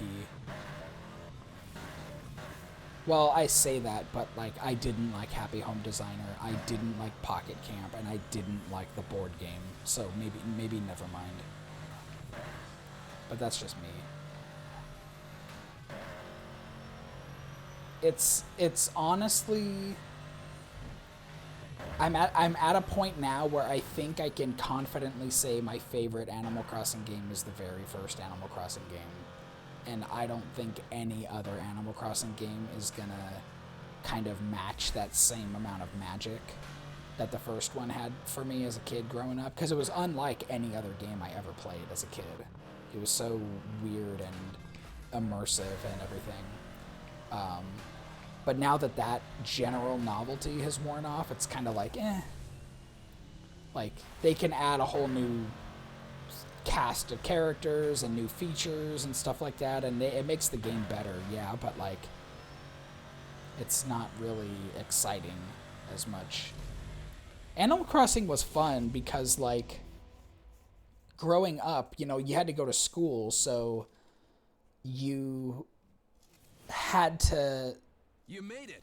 As a reward, the Hunter Reliable Special has been delivered to the junkyard. Cool. Swing by to check it out. Thanks for your nasty truck. You, like, you know, you had to, like, log in or whatever at, like, certain times of the day and everything, and it was, like, there was, like, a lot of mystery in it. Like, I remember being in school, and we'd be like, oh, have you ever done this or that at, like, 9 in the morning? And, you know, we'd be like, no. Like, you know, 9 in the morning on a Tuesday? And it's like 9 in the morning on a Tuesday. We're at school, man. Like, what are you talking about? And it's like, you know, you'd have to like fake being sick one day to. This was before you figured out how to adjust the clock to, you know, whatever time you want and everything. So like all of that, like the lore, you know, the mystery behind it and everything like that was always fun for us as kids. But now that that's not really there anymore, it's a little bit more mainstream and, like, I don't know. It's just not as cool to me, which is sad, because I really like Animal Crossing. If maybe one day they decide to stop being cowards and let us be animals, then we'll talk. There we go. Watson R Turbo Roadster has been delivered to your junkyard. If Amiibo Festival wasn't awful, you think an Animal Crossing board type game could be fun? Oh, yeah. I completely agree. I think, you know what would be fun? Is an Animal Crossing board game that's like a physical game. Like, not a video game, but like, sell me a board game, a high quality board game, with a whole new kind of rule and system. Don't base it off, don't make like Animal Crossing Monopoly or Sorry or whatever, anything like that. Make a new game like Stardew Valley did, a new board game, and, like, you know, you can be a handful of villagers or something like that. That could be really cool. You know, there's a spot, maybe like a Game of Life. If they did like a Game of Life that was themed after Animal Crossing, that could be so much fun. But yeah, they really need to make an Animal Crossing video game where they let you be an animal. Because, like, what the hell are they doing?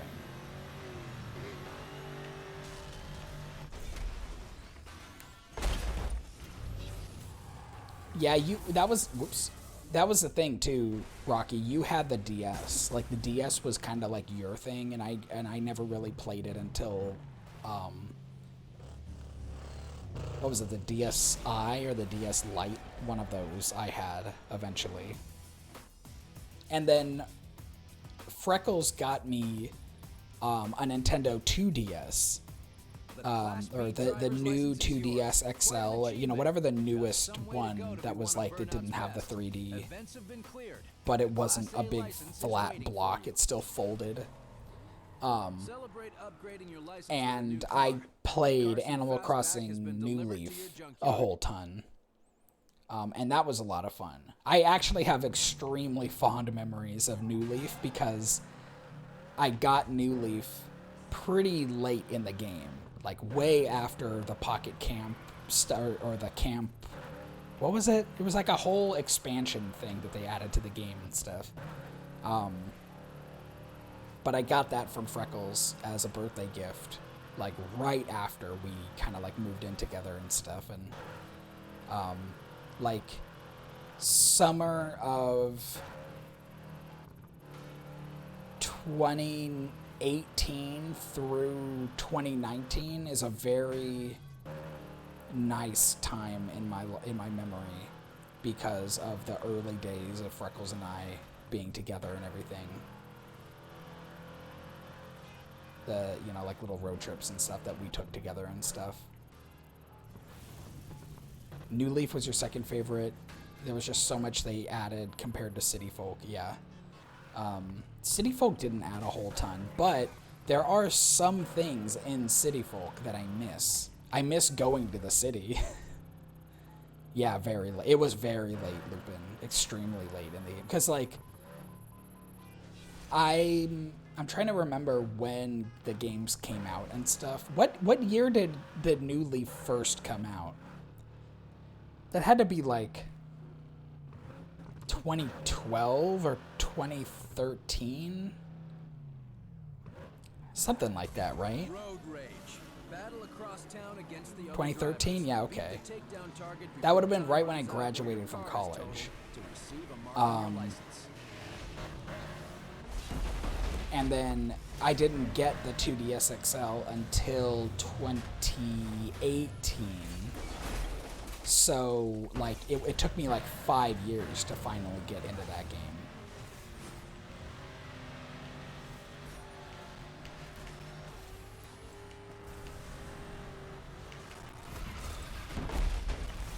What color new 2DS XL do you have? You are very tempted to get the purple or Pikachu one. I have like the blue and black one with like the carbon fiber kind of looking top, like the weave looking thing. I'm looking at it right now, actually. I use it. Unfortunately, I don't really play it much anymore. I have it soft modded though, so I've got like a ton of like emulators and stuff on it. So actually, if I'm on the go or whatever and I want to play like Super Nintendo games, I could just use that because it works very well for like old school emulation.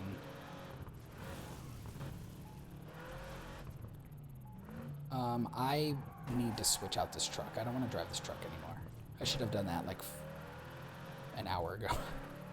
The carbon fiber one was the regular color ones, yeah. Wait a minute. There's a junkyard like right up around here somewhere that I haven't unlocked. When you think of New Leaf, you think of the glory days of... Oh, Street Pass, yeah. Yeah, Street Pass is kind of a thing that like I feel like I missed out on.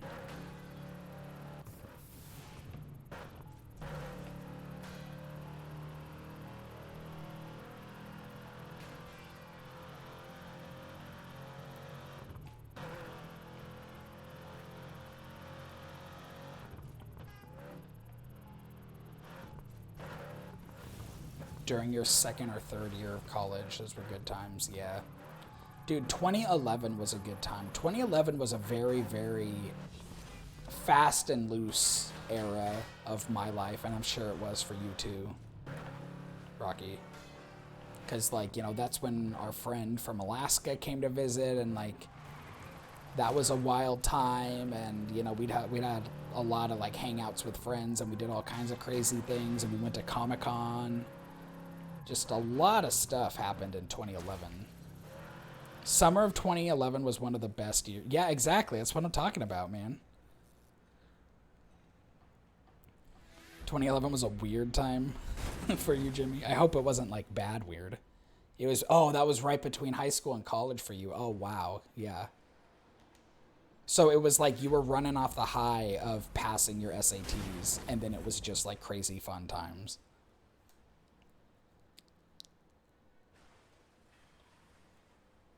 You were 15. Dang. I turned to 18 in 2009, which is so weird to think. 2013 was the peak. 2013 was a pretty good time for me because that's right when I graduated college, and so that was literally like I went to college right after high school. So from kindergarten through kindergarten was what, like 1995, I don't know, something like that. Through 2013, I had nonstop years of school. So like it was just nothing but school, you know, other than the summer. So like after 2013, I finally graduated, and oh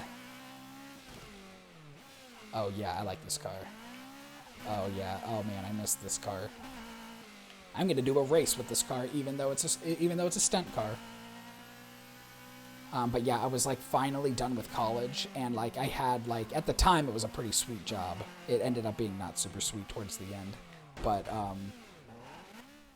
I was making a lot of money, and I had just finished college, and I had like I just moved out. That's when I moved out too. I got my first brand new car. I got a new car on July 4th, 2013. As like a graduation present to myself, which is the car that I still drive today. That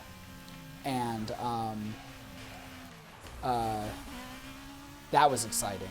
And like I moved out for the first time, so I just felt like very independent late 2013. I felt like a grown boy in a big old world living in Los Angeles. But then the winter after that, so like very late 2013, very early 2014, was a very low point in my life. I caught a really, really bad flu in January of 2014. And to this day, I still kind of get shivers about how it made me feel. It made me feel worse than COVID did when I got COVID just recently. That still wasn't even the worst flu I ever had, but it lingered so bad. It lingered for like 2 weeks. And I had like a friend visiting me at the time in my apartment there. And like I was just so not into the visit. Like I kind of just wanted it to end right away. But they were there for days in my apartment. COVID-14. Yeah. If you see it, shut it down to add it to your car collection. 2011 makes you think of the song Party Rock, and it kind of fit that summer. Yeah. Hey Max, welcome to the stream. Look at this gamer cat over here. Here, I'm gonna do a super awesome stunt run just for you, just to Ready for a stunt run? Use boost just to welcome you to here. combo together the most outrageous jumps, rolls, and spins to beat the target score inside the time limit. I'm so relieved I unlocked this car. I think this might be my favorite stunt car if I can remember right.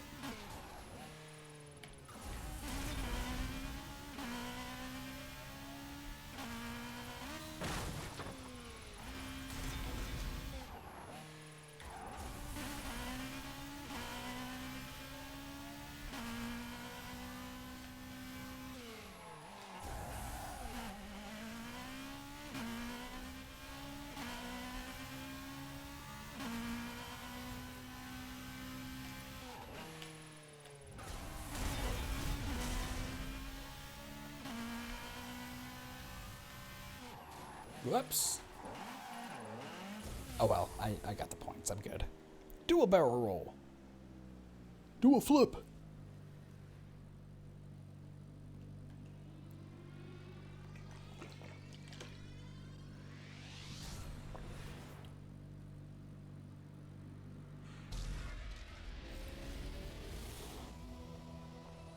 we were just reminiscing about our glory days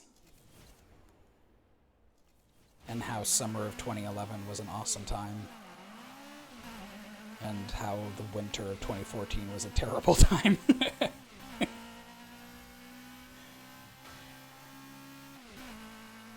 I'm really starting to lose track of like how many cars are out in the field for me to like crash it and get, and also how many burning routes I still need to do. So I'm not going to worry about it. I'm just going to keep doing what I want.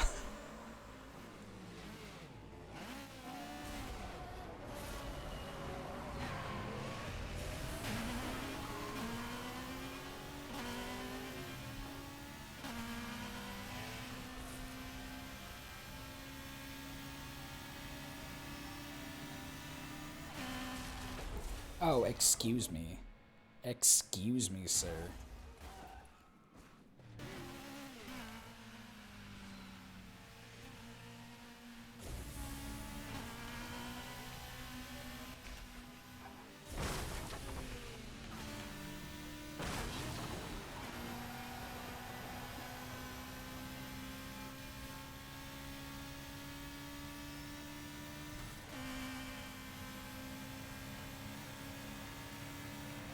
Whoa, whoa. Tactical.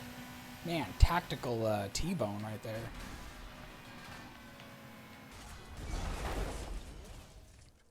Revenge. That must have been the guy that took me out earlier.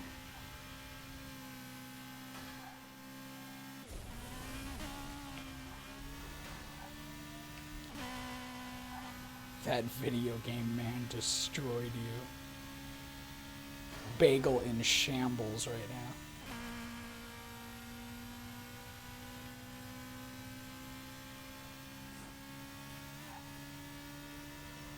Tactical T-Bone will be your next badge name. That's a pretty good badge name. I'll allow it. Every now and then I think of a good badge name, and like I know I'm never going to do anything with it, so I'll just send it to Rocky. But they're usually pretty nardy. It's not PG-13 bagel like I am for the streams. I'm a good boy on Twitch. I'm a bad boy on Discord.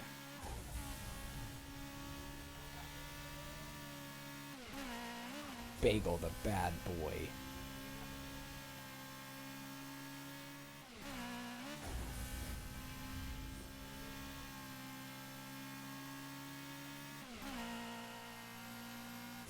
Freckles and I just watched Lightyear last night. It was pretty good. It was okay. Bad boy bagel. Yeah, the Triple B. What am I playing this on? This is on the Switch. This is the Switch remaster. Yeah, uncensored bagel on Discord. Race west to the Damn. wind farm. You don't want me playing it on the Switch? I'm going to go the route that I like going. It might not be... How dare you, Freckles? I'm not a stinky otter. There's like a... It's not really a shortcut. It's actually probably longer, but I know it better than the roads. Oh, you're impressed. Yeah, I was really impressed also. I was very skeptical on how they were going to pull off the remaster on the Switch, but man, it runs butter smooth. Like, I mean, it doesn't look the best, but it's never going to unless they completely remake the whole game. But, like, I feel like they... I should have fallen down there. I feel like they basically did as good as they possibly could have to get this running on the Switch. I'll take frame rate over resolution and stuff any day, especially for a game like this. And it runs very... I hope it looks like it's running smooth, watching it on the stream.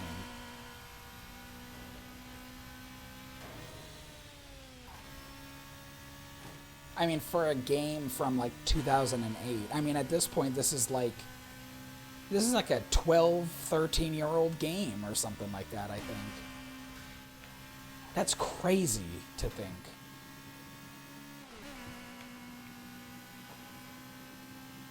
It's kind of scary. 60 FPS for you, Jimmy. That's good to hear. It's crazy how many technical issues I was having on the very first stream when I was playing Breath of the Wild, compared to literally every other stream after that has just been like so basically flawless.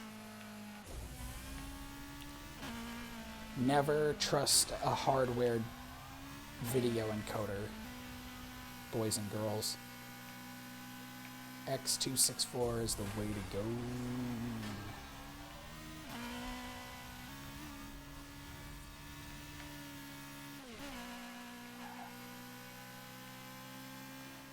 Never trust a GPU.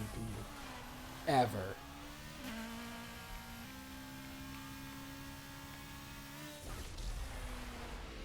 You weren't a huge fan of Lightyear. Oh, yeah. Freckles, yeah. You don't like time travel movies. Whoops. I shouldn't have said that.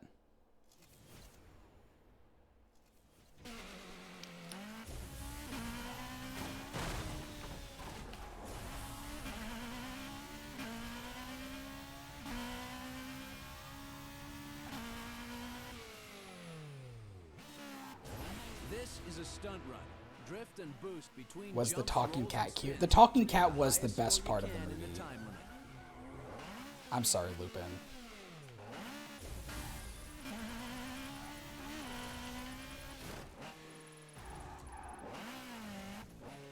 Whoops.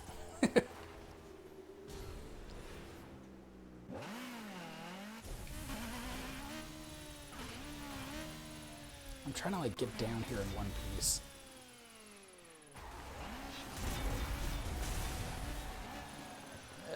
Oh, nice. That wasn't in a trailer. It was in at least a singular trailer.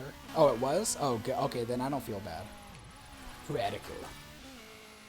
Damn it. I'm just trying to get to the train tracks so I can do a flip.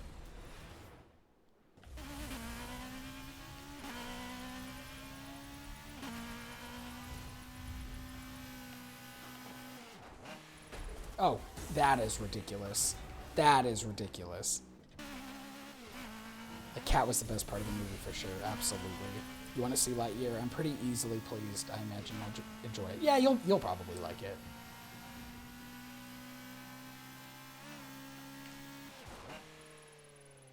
Oh my god. I'm going to lose this stunt run because my damage is going to get critical. Oh wait, I don't think stunt run has that.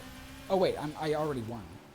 Man, the early stunt runs, you really don't have to work very hard to get the points. Yeah, Freckles is totally a curmudgeon, which is a really funny word to read if you have dyslexia, which I kind of do a little bit.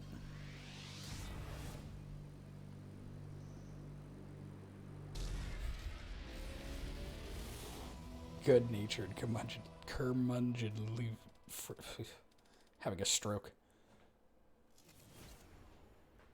Watch out for the Montgomery Hyperion as you're free burning around Paradise. Watch out. Everyone watch out. The Montgomery Hyperion. Wow, I appeared in the sky. That was cool.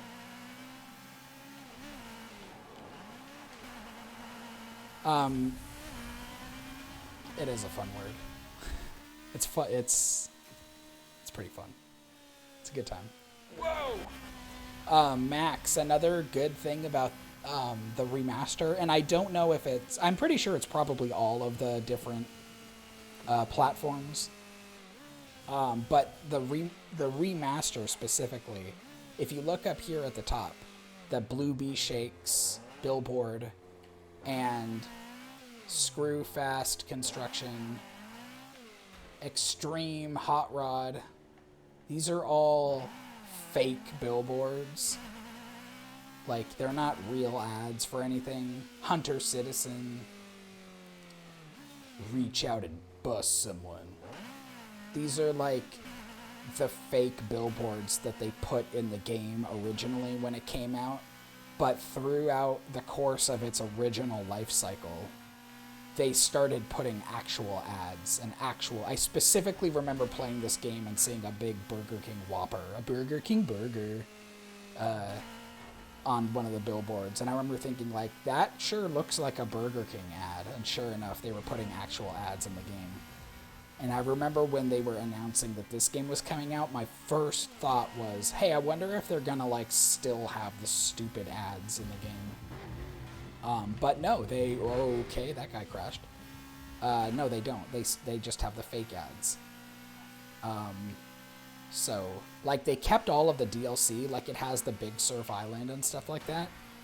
But they didn't keep any of the garbage EA stuff, which is pretty much, like, the best situation possible. I just became Tingles for a moment. I don't know what that means. Or oh yeah, hi, welcome to Chili's. That guy just drove past me.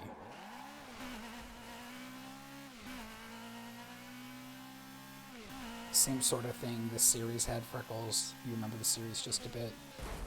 I'm like, I'm always gonna crash while I'm trying to read chat. That's just okay. When you said Burger King burger number 15.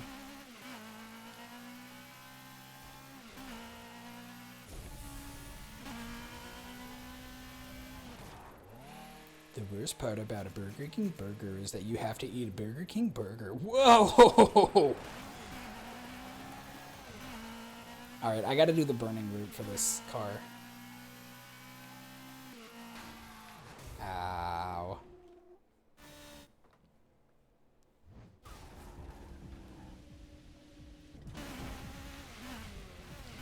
Is that... Oh, that's the boy. That's the bad boy. I gotta get him.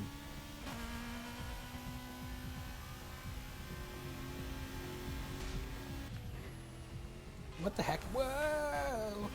Oh, that is so not okay. That's so not fair, man. I took him out, and then he crashed on his own, and it didn't count for me, and then he crashed me. That was a big wrinkle brain move on his part. Just die. What the heck? What? He won't die. He's invincible, man. There we go. The Carson and Bennett Grand Marais has been delivered to your junkyard.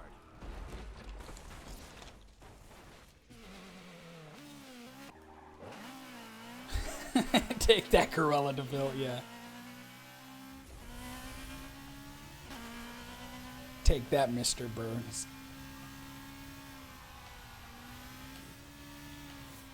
Alright, now I'm gonna do the burning route. Unless there's another car I see that needs to be shut down, then I'll do that.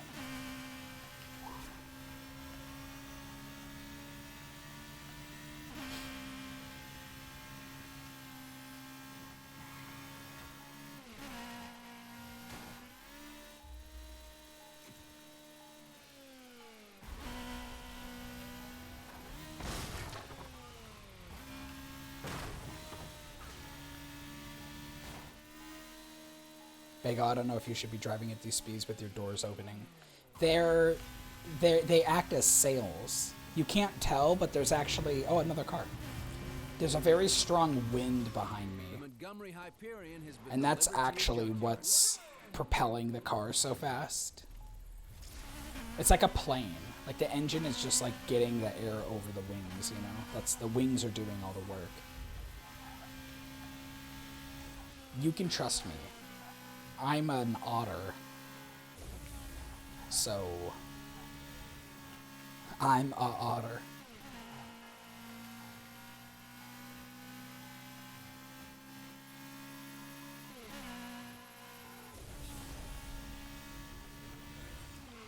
Whoa, how am I alive? Alright, there's the burning route.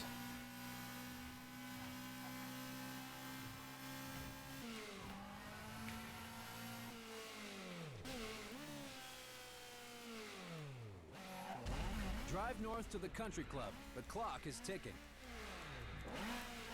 But I don't want to go to the country club.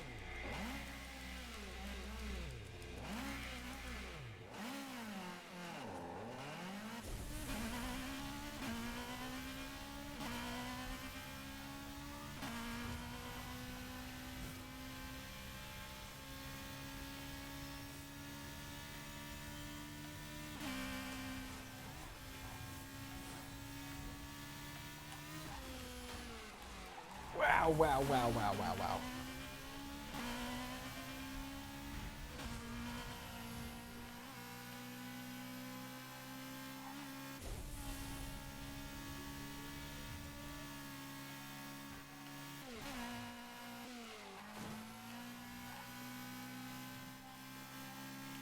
Why is it telling me to turn right there?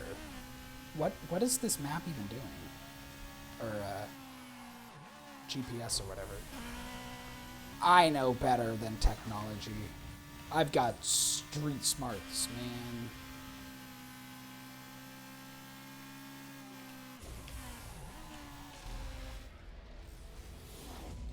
Woohoo!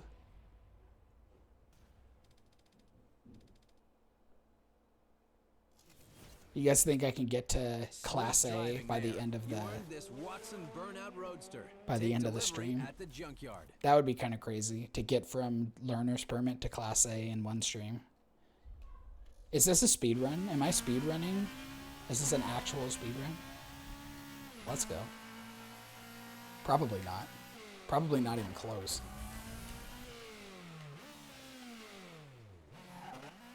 I love your little driver's license so much. I know, it makes me so happy. It's like, boom, you just upgraded your license. And it's just a little pink otter girl. It's the closest thing they had to a sea otter.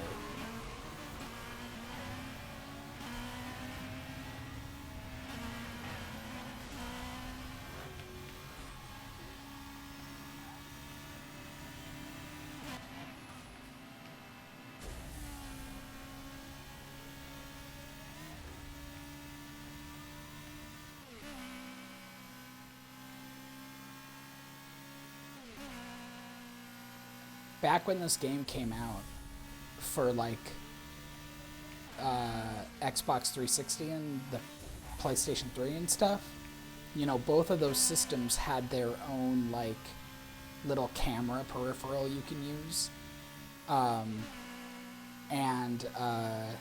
it was compatible with this game, and it could take your picture and put it on your learner or on your driver's license. And so that's kind of why there's a picture there at all. But obviously on the Switch, you know, they didn't want to do anything like that, or they couldn't. So they just take your little Switch avatar and put it on there. So it's like infinitely better. But I remember there's actually like I don't know if it still works like on here. It probably does. But you can play, like there was an online mode on this game that was actually really, really fun. And one of the things that they could do is, like, let's say you're playing online with people and you're doing events and stuff. When you would take down one of the other human players, and, like, crash their car during a race or a road rage or whatever, it would take a little video, like a 2-second video of the person that you took down, if they had a camera, and then it would like show you their reaction right at the moment that you took them down, which like at the that was like back when whoops, I totally went a bad way. That was, you know, back when like technology like that was kind of new, so it was exciting and fun, whereas nowadays that kind of thing would just give me like, you know, an unbelievable amount of anxiety that I would never be okay with. Like, you want me to put my camera on for other humans to look at? Like, no thank you. That's for work.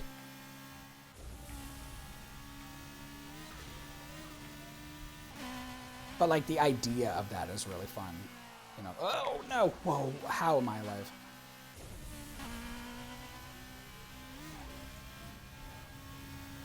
I never had the camera, though.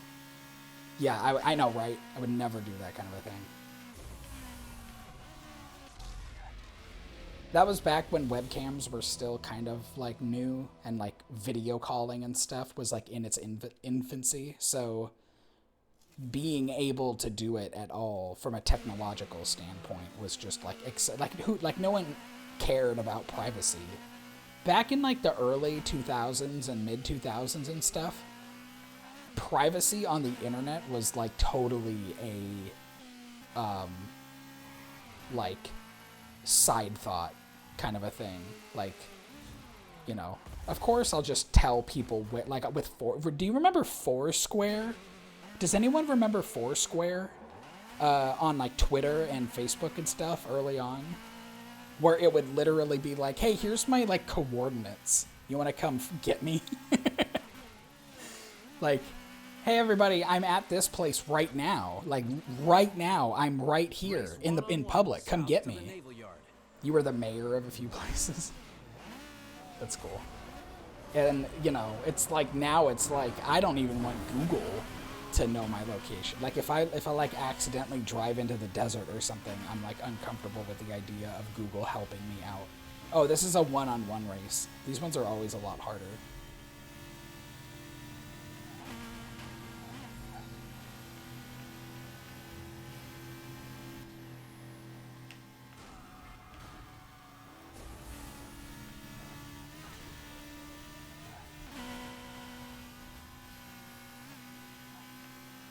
I don't want to crash. I don't want to crash. I don't want to crash. I don't want to crash. Please don't make me crash. He is right behind me.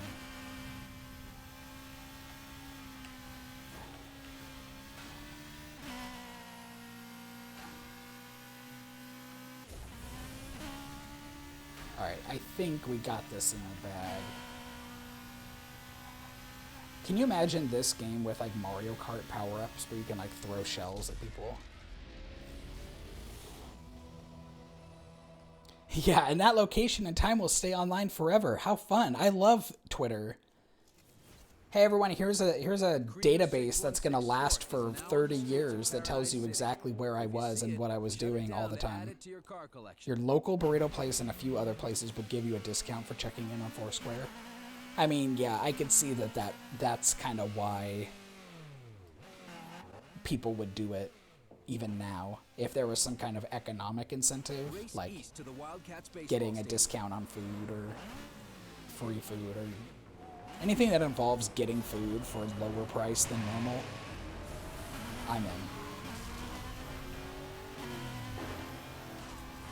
There's a really, really good German restaurant where we live, and there's a sign that says, ask about how to get a free dessert. And I'm pretty sure, whoa, okay. I'm pretty sure it's like if you leave a review or whatever on Google, they'll give you a free dessert. But I always eat so much food there, and the food there's so much of it, that by the end I just don't want a dessert. So I've never done it.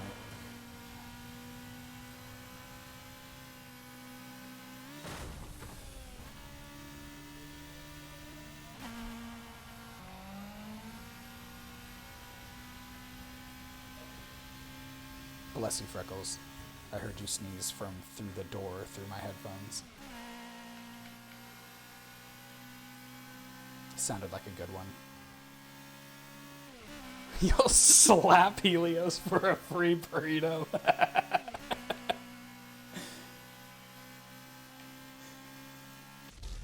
Punch your husband for a free taco. Well, yeah, but I'm assuming you're talking Chipotle burrito. And like, there's a lot of stuff that I would do that I wouldn't be proud of to get a free a Chipotle burrito. Really, if you played your cards right, could probably feed you for like a week. I mean, it obviously won't. It'll feed me for an afternoon. We should skip the latkes and get pie or something. I'm down with that. I do like their potato pancakes, but the schnitzel is the star of the show, man. The schnitzel and the German potato salad. Oh my goodness gravy, I love that potato salad. I would just eat a bowl of that and I would be happy.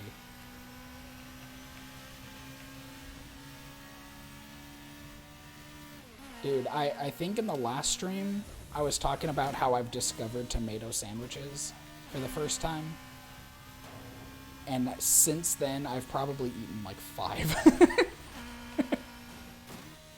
They're good. I like tomato sandwiches, man.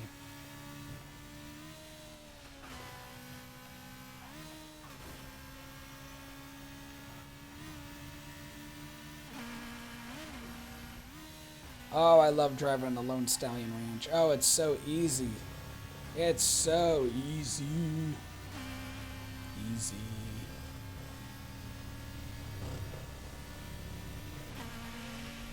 I don't really even have to think about anything.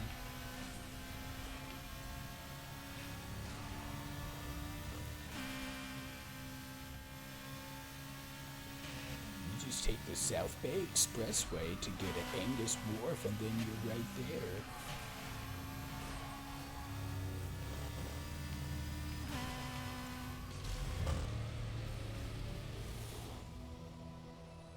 What's on it?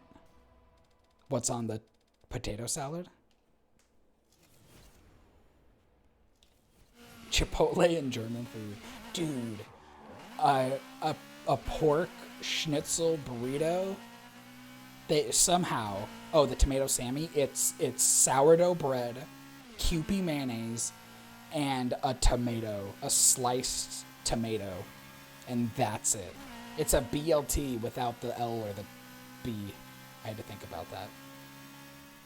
I mean, I think I like BLTs probably more, but like I never just have like bacon like on hand to cook, and I usually don't have lettuce either. But we've been buying a lot of tomatoes for like other stuff.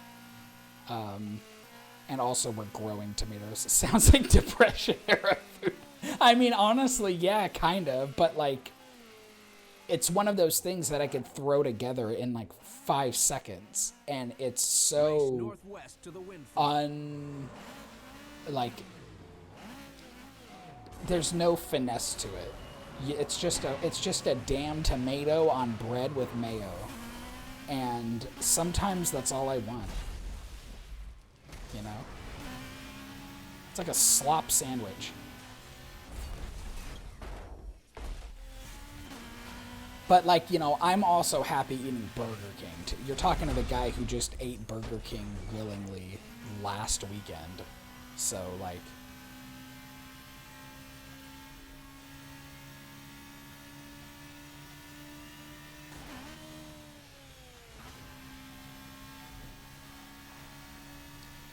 Uh-oh, we got a spam boy. Do you toast the bread? Yeah, I toast the bread. Gotta toast the bread. I actually, what I do is, I should make Freckles a mod, so they can handle, wow, I was just, yeah. Oh, man. I promise I didn't read that until after I said it. Look at us with our weird mind link, even with a stream delay. Here, I'll figure out how to mod you, and I'll ban that account after I game out of my mind and race to the stupid wind farm. Dang it! Mod your partner. Mod your wife. I made my wife a Twitch mod, not clickbait. My wife did what in Twitch? You won't believe it.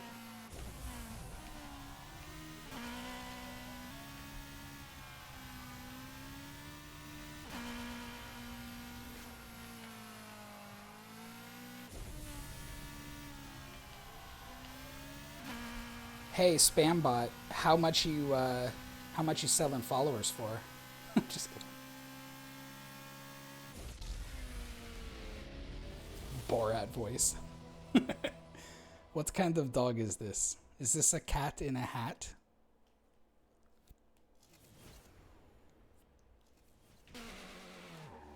All right.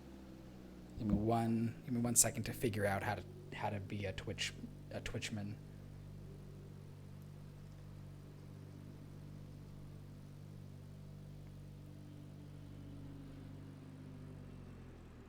Okay, I think you're a mod now. I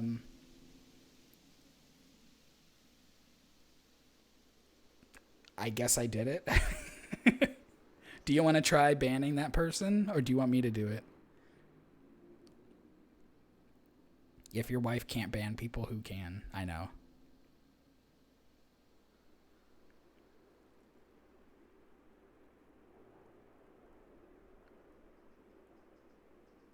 I like this little screensaver situation.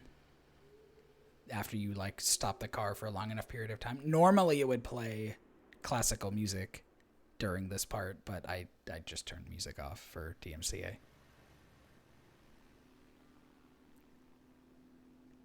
I was wondering when I would need to mod you and when this would happen. Am I a real Twitch streamer now? I'm a real streamer, everybody. I had a spam bot come to my chat.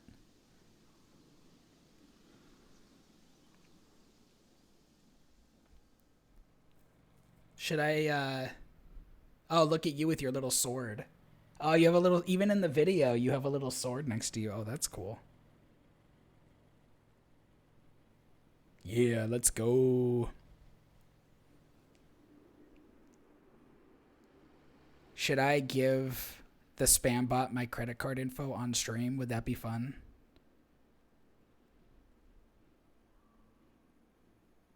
I feel like that could be fun.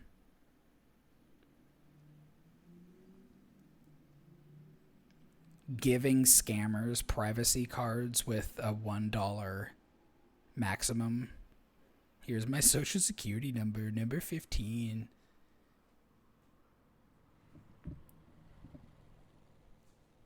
My real number.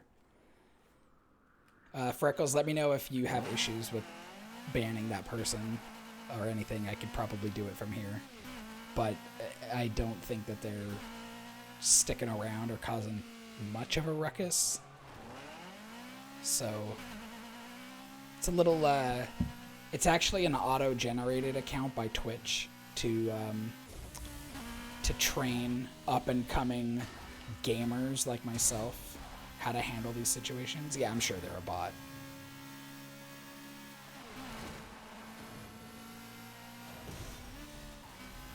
It's the training protocol on Twitch. I feel like I wasn't gonna hit that car. Like I'm just gonna say.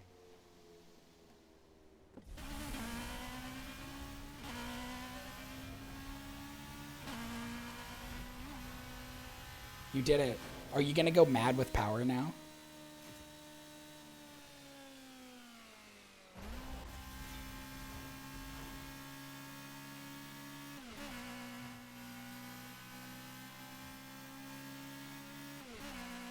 You should definitely go mad with power. Oh man, the Twitch mod power hungry Freckles arc is my favorite part of the bagel stream era. They're gonna delete your Twitch channel. No.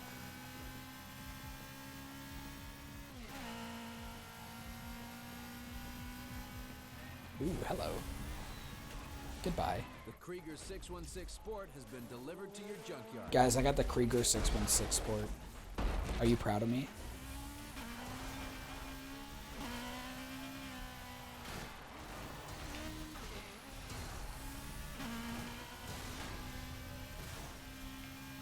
Do you think my dad would be proud of me for getting the Krieger 616 Sport?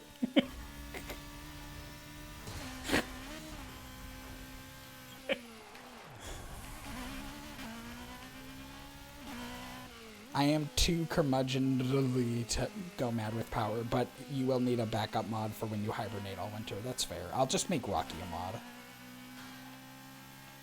And then Rocky can go mad with power. Dude, the Rocky Twitch mod Power Hungry era is my favorite era of the Bagel streams. Bagel Stream Season 6 was great when Rocky went mad with power.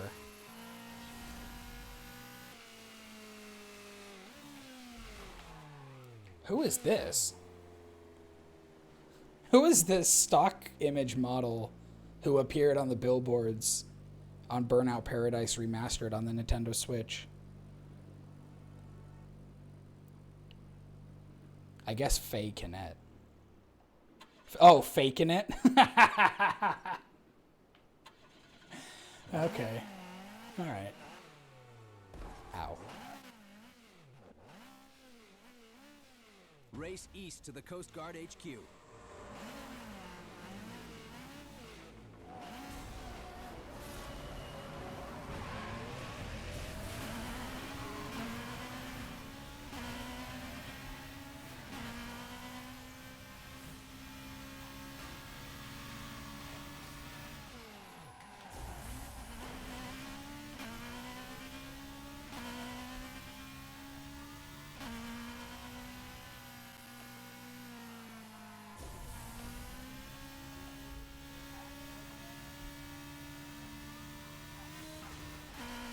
Why did it send everyone that way? Is that a better route? I feel like this is a better route. I'm more comfortable with this road.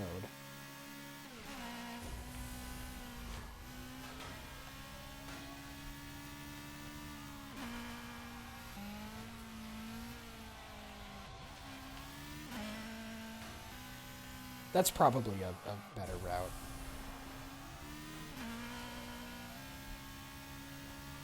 Yeah, that's definitely a better route. They're gonna get there way faster. Oh god. It's faking it. Dude, it's faking it, okay? Like, you're telling me you've never watched the Faking It show on fake TV? Yeah, right. Everyone's seen the Faking It show.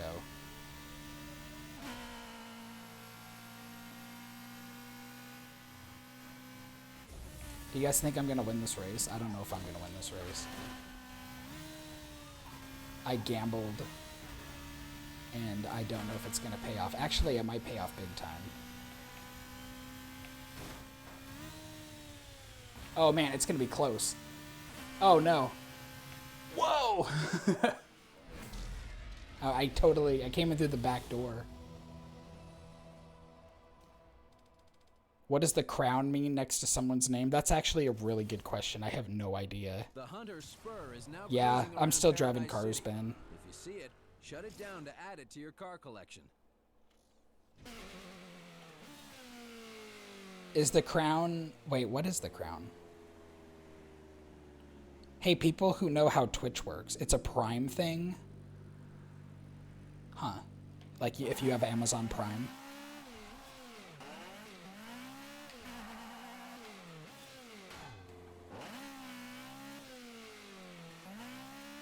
I thought maybe it would only be for, like,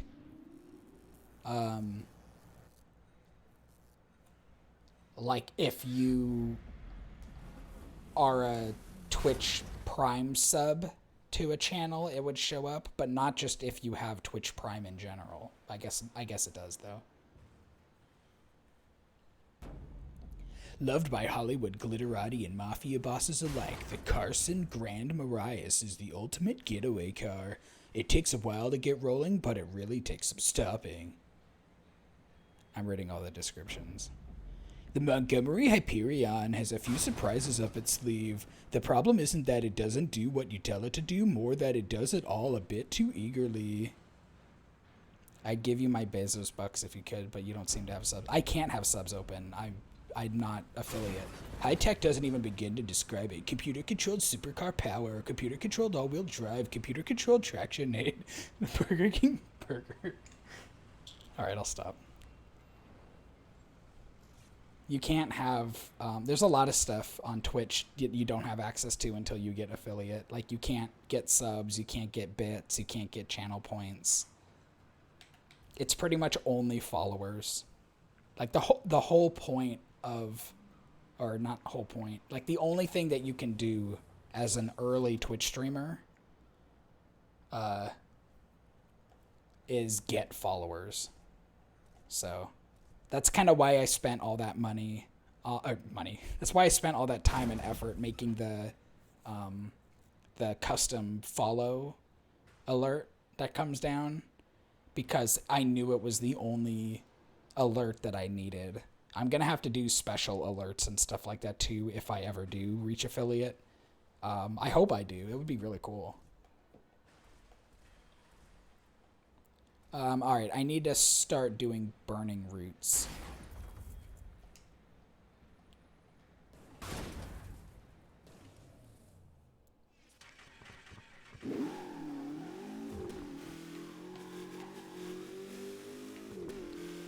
Wow, this car is slippery. Man, are those tires or banana peels? You know what I mean? All right, where's the...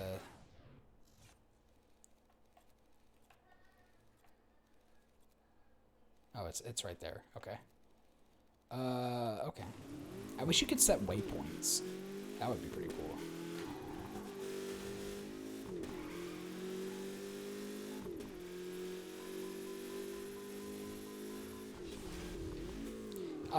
Honestly, you know what? Is there a way to turn off road rules? There we go. It's kind of annoying. I don't really care about the road rules. I hate the beep, beep, beep, beep, beep, beep every time you're driving on a street.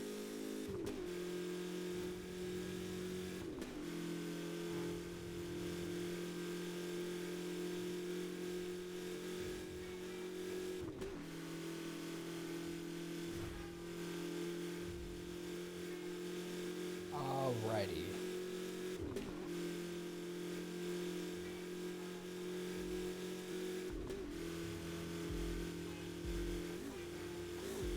I think I turned left here. Oh, hello. The Hunter Spur has been delivered to your junkyard. Nice.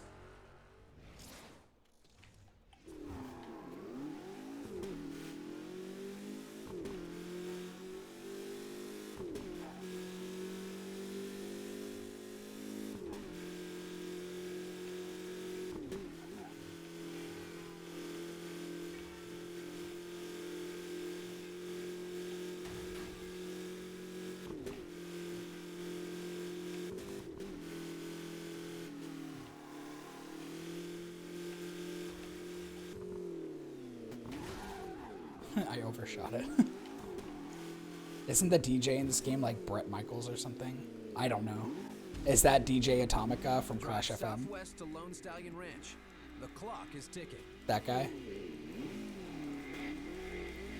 Hey, it's DJ Atomica with Crash FM. Here to tell you to run into stuff. How do the cars reproduce in this universe? That's a very good question. It's not. Oh, okay. A lot of, like... I don't know. A lot of banging and clamoring, I would assume.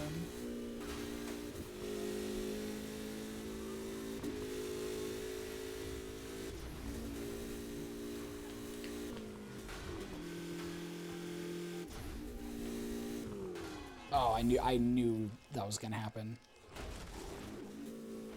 I don't know, Freckles, what do you think the lore is?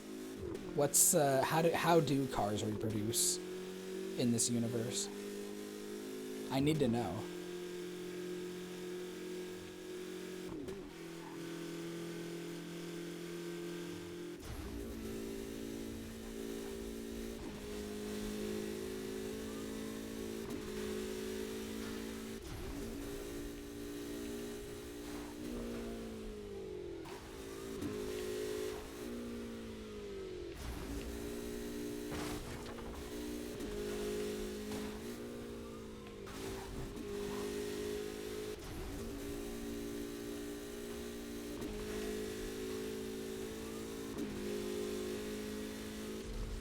So we've swapped our Chipotle addiction for a Smash Burger.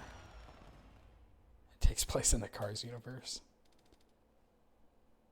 Birthed from exhaust pipes. That sounds right. For that win, you're being awarded the sensation. Or what about the trunk? What about like the trunk pops open and like a little RC version of the car pops out and it has to drive around for a little while eventually, and it just slowly gets bigger and bigger until it's a full. Your headcanon is this is the Cars universe version of Purgatory. You'll tease Lupin with Chipotle and Freckles with Smash Burger. Yeah, that's a good move. You should definitely tease a bear with burgers that they can't have. I think that's a really good idea. Everyone go tease a bear. Joke's on you, I haven't either. That's funny. Whoa, first person. Oh man, is this weird for anybody? This is pretty weird for me. Maybe I should try doing... I thought I turned off road rules. How do I turn that off? Why did that turn back on? That's annoying. Don't do that.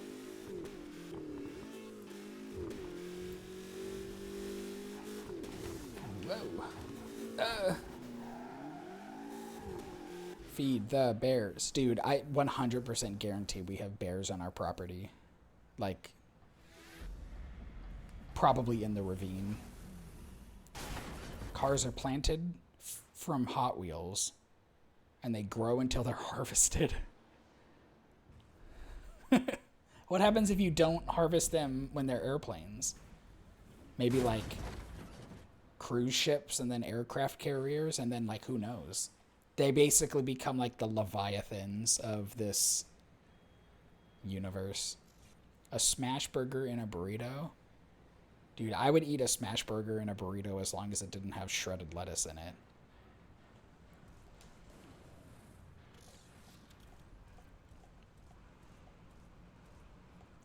Okay, so I got that one. Ugh, I have to do the Homer Simpson looking car. Burger King did that with the Whopperito.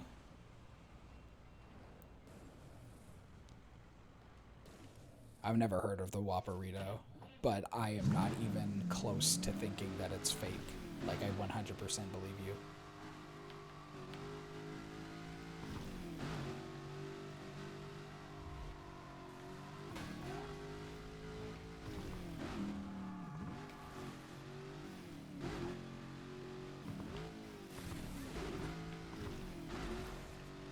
It's definitely real. I've eaten it. Would my mouth lie? No. The what? The Whopperito. Like you've never had a Whopperito.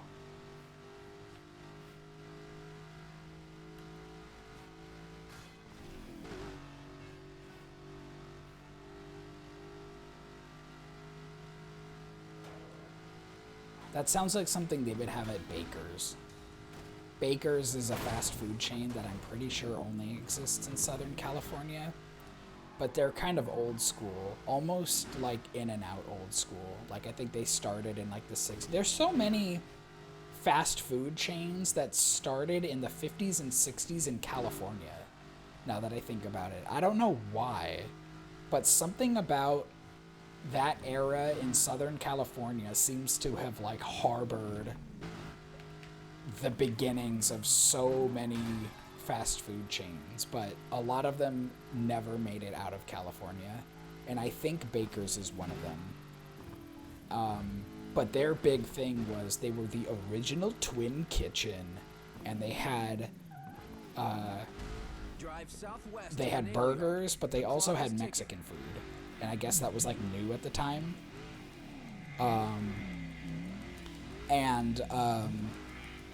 Baker's is a great place to go if you want a mediocre burger or also a mediocre burrito from the same place. But they have good fries and good shakes. Oh right, you read that In-N-Out book. when you went to Texas, right?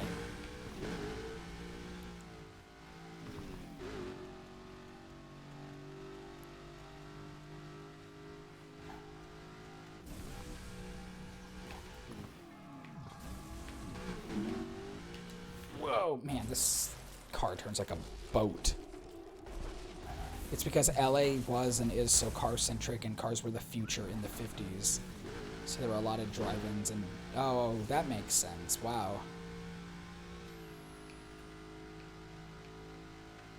I never really thought about that, but LA really is so car-centric. Like, I mean, you know, LA traffic is like a meme and everything, but it's actually kind of interesting how cars sort of defined the entire area.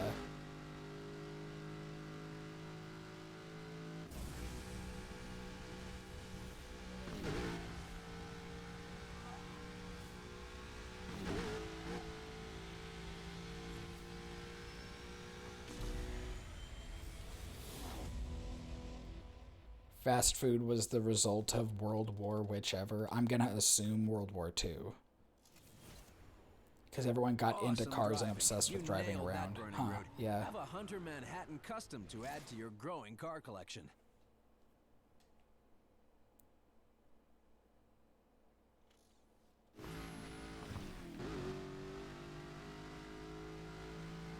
And then specifically the hot rod era. This is a very appropriate conversation for this game, actually. That's why drive-in theaters were really popular in that era. That's interesting too. Yeah. If I ever get to America, I'm gonna try fast food across the whole country. Can I come with you, dude? Dude, I'll be your guide, and I just want the fast food. I'm just in it for the fast food. Hey, you've never been to America? I would say you should come, but it's kind of scary here sometimes, to be quite honest. Yeah. Okay, thanks, Freckles, for saying it first. Stay far away. I don't know, it's probably okay to, like, vacation here for a little bit. Oh man, Rocky's in. Dude, Rocky, Freckles, M0, and I are gonna tour the country and eat at all of the... Oh man, that reminds me, Max, Freckles and I watched that, the Rainforest Cafe video that you posted at one point. We were howling with laughter. We were dying watching it. That was one of the... We subscribed to his channel and everything. That Eddie Burback guy or whatever. You haven't seen the Rainforest Cafe video? Rocky?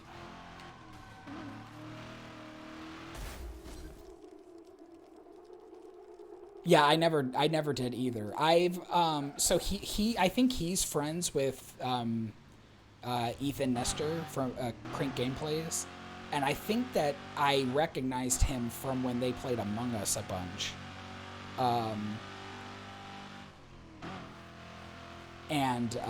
But I never watched any of his actual videos like that or anything. But oh my god, it was so funny. And then we watched the other guy's video. Ted Nivison gives you nightmares? Who is that?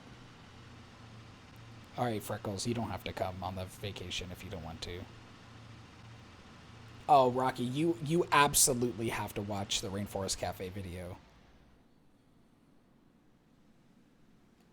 It's just, not only is it just hilarious and an amazing story and everything like that, like he has such good storytelling skills and video editing and everything. But the very first Rainforest Cafe they go to is the one in Ontario Mills. Ted is the one without the mustache. Oh, why does he scare you?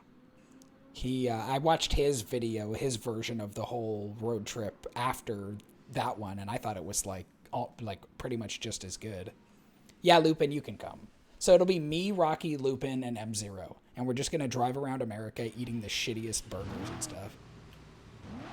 That sounds awesome. West to Lone Stallion Ranch. The clock is ticking. Oh man, Lone Stallion Ranch, let's go. Hell yeah.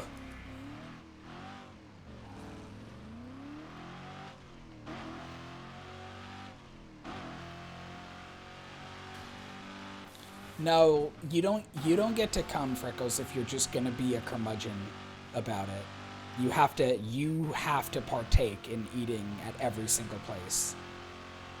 So if you're not comfortable with living off of fast food for however long it takes, then you're just gonna have to be a sour Sandy and stay home. I'm sorry. Sorry about my language. Pardon my French. You want a White Castle slider? Dude, White Castle is like D tier at best. I'm so in. God, I love talking about fast food on stream. It's so fun. Everyone has an opinion about fast food. Oh, it's great. I'm having such a good time, you guys. Oh, drive away.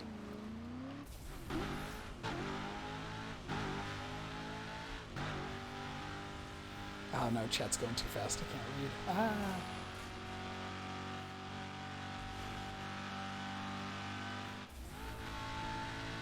You just have to make it to Lone Stallion Range. Do you think Lone Stallion Ranch, they have like tractors that they farm as if they're cattle, like in the Cars universe? We can return to Freckles and they can cleanse our fast food bodies with healthy homemade food. Yeah, that's a good idea. Yeah, exactly, nice Max. We're just going to complain about how bad America is, but then also eat the food like it's the last thing on Earth.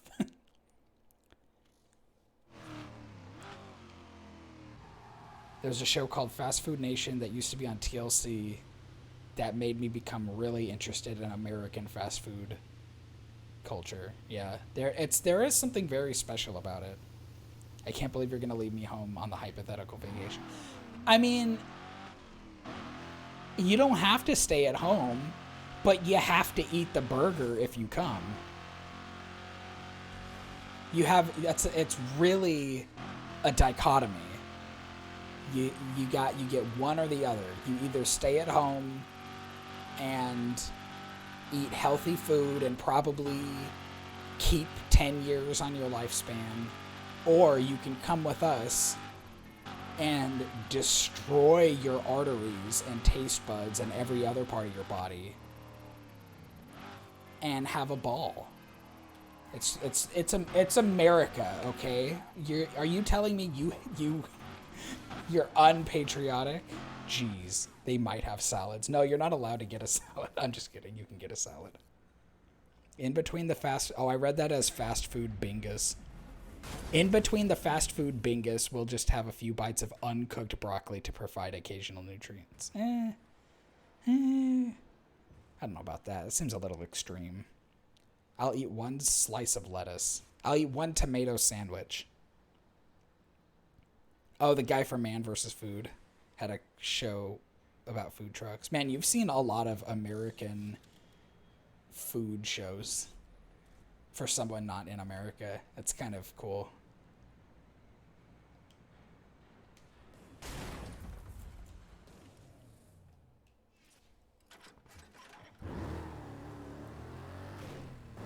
All right, where is the...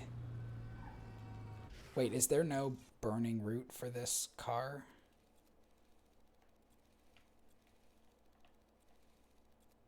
There has to be, right? Have I just not discovered it yet? No, it should still show on the map. Well, I hate this. I hate this car, so I'm gonna not. Oh, wait a minute. Maybe I need to repair it first. I'll try repairing it first.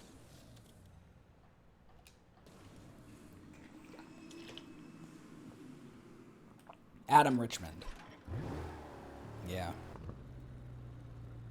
Bingus Burger. Dude, let's all go to Bingus Burger.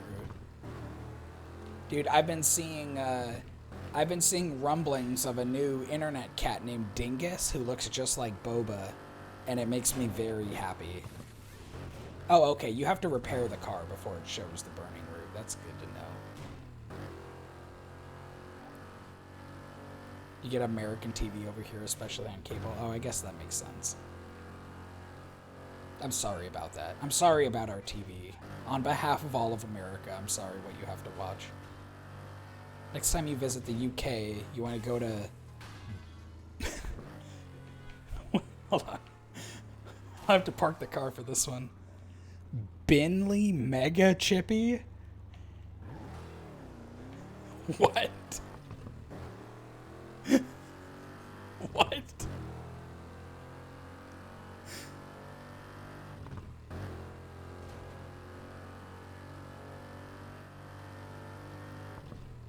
Dude, we have to go to Pip Pip Bingleburger, dude. Oh, we just gotta.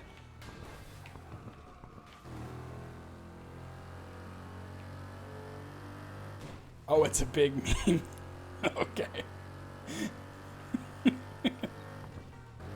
I thought it was real. I'm kind of disappointed now.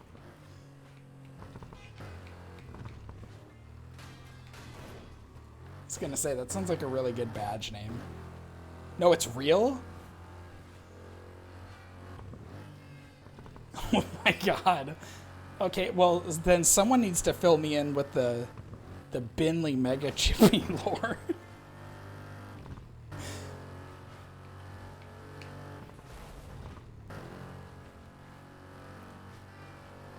Give me the tea. Spill the tea. My presence on the internet in terms of memes and stuff at this point is only watching like TikTok compilations on YouTube and seeing stuff on Discord, and like that's it.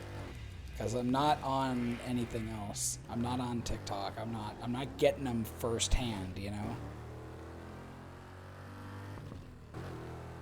And no memes exist.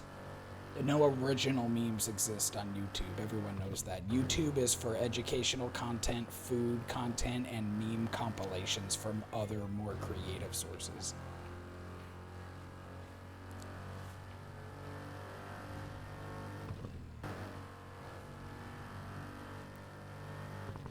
You want to go to the UK and eat pastries. I'll eat pastries with you in the UK.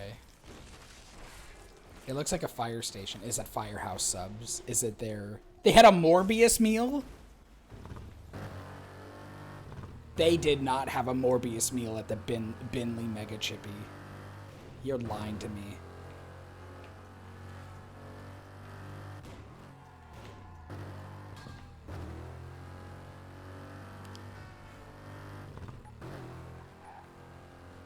Oh my god.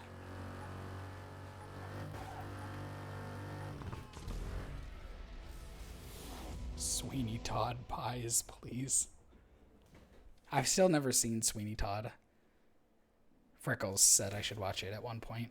A sensational display of speed. Sensational. The reward is a Carson and Bennett Grand Sicilian. It's ready for you at the junkyard. Guys, DJ Atomica from Crash FM told me I'm sensational. The Montgomery GT 2400 is now on the streets of Paradise City. If you see it, that's almost Max's username. First Helios is in No Man's Sky, and now Max is almost in Burnout Paradise. Let's go. Don't watch the movie, watch the Broadway PBS recording. The movie is horrible.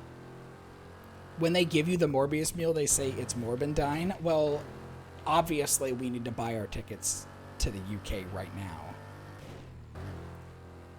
Here, I'll show you. Just a dumb joke, Max. I unlocked a car that my dyslexia told my brain was similar to your username. Minus the Puma.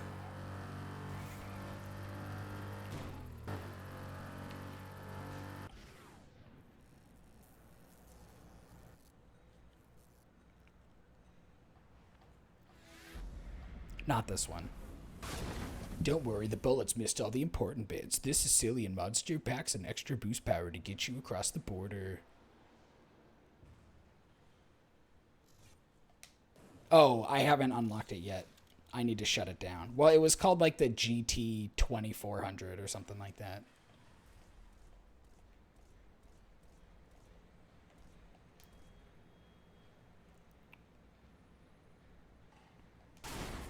Yeah, that's your name for sure. Oh my god, the Montgomery Hyperion? That's Max! Wow, wow.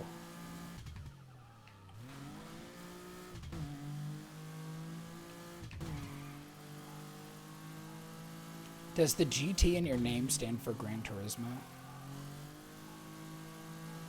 Did you unlock pink car? I did. And I think I did the burning route for it, which means I never have to drive the pink atrocity again. That's what it stands for? Cool.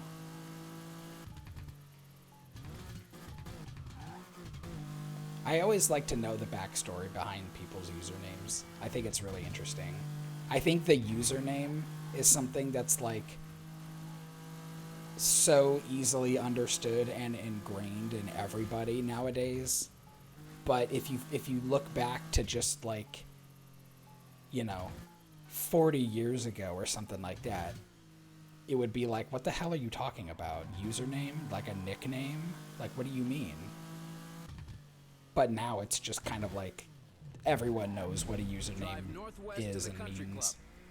Sorry, Lupin, I know, but it's a bad car. Like, it just doesn't drive well.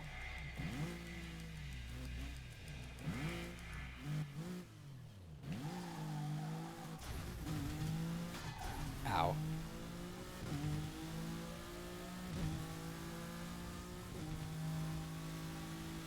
It really wants me to go on these, like, weird routes.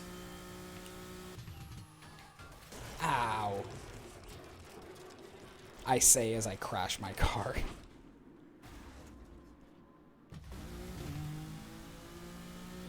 I mean, like, if I'm down by the baseball stadium, obviously I'm gonna take this Frankie Avenue or whatever, this diagonal one up to the country club. Seems like a no-brainer. But the thing is telling me, like, oh, turn here, like, no.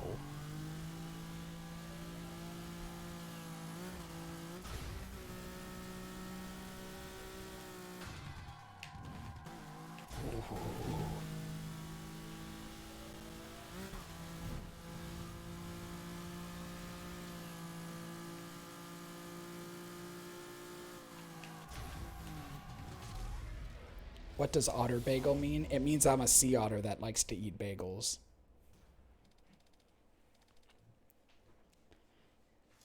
I like bagels so much that I named myself Bagel. The Montgomery Hyperion Rattler is the latest addition to your growing car collection. Enjoy. Profound, yeah. Very profound. Shakespearean, really.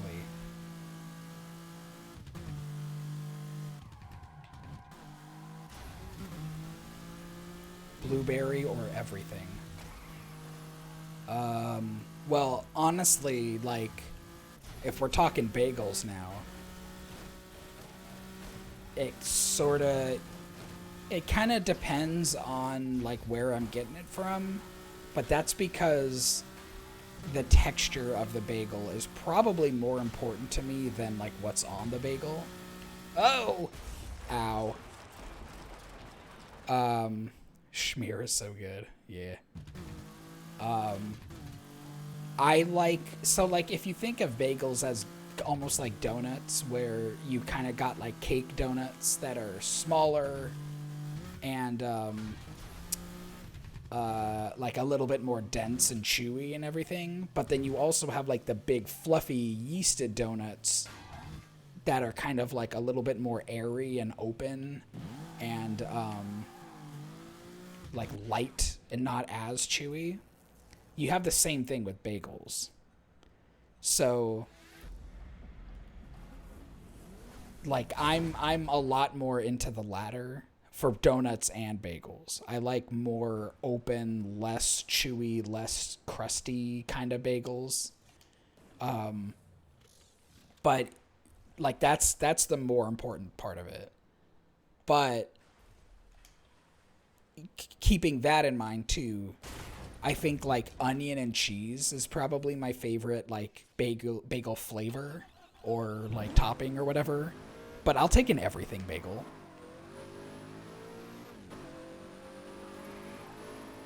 You love you a chewy bagel? That's okay. You can like chewy bagels.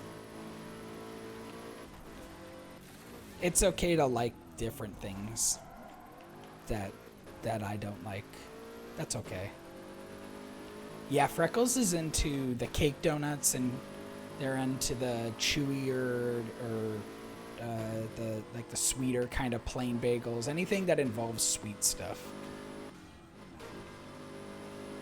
Bagel has a real sweet tooth. Ow. And I'm more of a savory Sandy.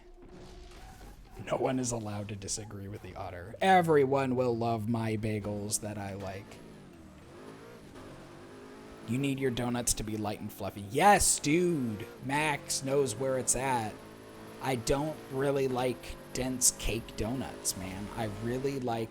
How many times do I have to teach you this lesson, old man? No, not the leaderboards. Oh, God, what have I done? Cool. I just want to turn off. How can I keep... Is that per street? Respect my food opinions, bitch. Yeah. I'm starting to think that setting is like per street. I don't know why it keeps turning on. Sugar! Burp, burp, burp, burp, burp, burp. Drive southwest to But the yeah, I need Double light Yard. and fluffy The clock donuts is too. ticking. I need, yeah, everything bagel with onion chive cream cheese. Man, Max, you and I have the same bagel and donut tongue. That sounded strange. Where am I going? Naval Yard? Oh, I hate it. Oh, it's not too bad. Whoa.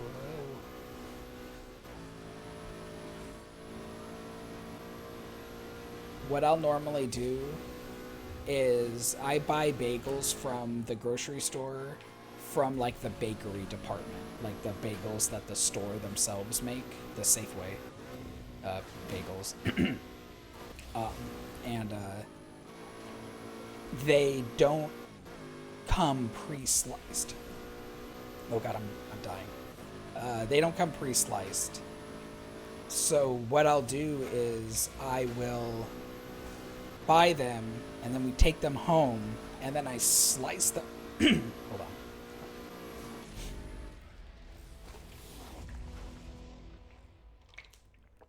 I got like something stuck in my throat. I'm dying. It's so sad. Dying is against You handled the that Krieger like a pro, and you've been awarded Twitch the TOS upgraded though, so I don't think I 616 can. Arachno Sorry. Sport. It's in the junkyard waiting for you. I don't like the spider car. But yeah, I slice all the bagels in half, and then I put a little square of parchment paper in, in between, like sandwiched between the halves, and then I freeze them so that I can take one out of the freezer. Because of the parchment paper, the halves don't stick back together, so I can just pull them apart, and then I put them in the toaster oven. So I have like frozen bagels on hand. And if you freeze them and don't refrigerate them, they maintain their freshness. So, like if you're going to toast them anyway, it's not quite as good as fresh bagels. Like if I were to just eat them without freezing them. But they last a lot longer. So, for more bagel tips, make sure you follow Otter Bagel. Twitch.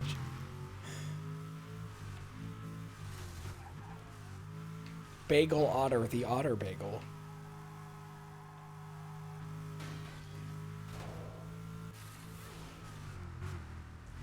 I can't do lox and bagels. Or lox and... I can't do lox. I can't do salmon. Which is weird, because I'm an otter. But I'm very... Ow. I'm very picky with seafood. And salmon, even smoked salmon, is not on the menu for me.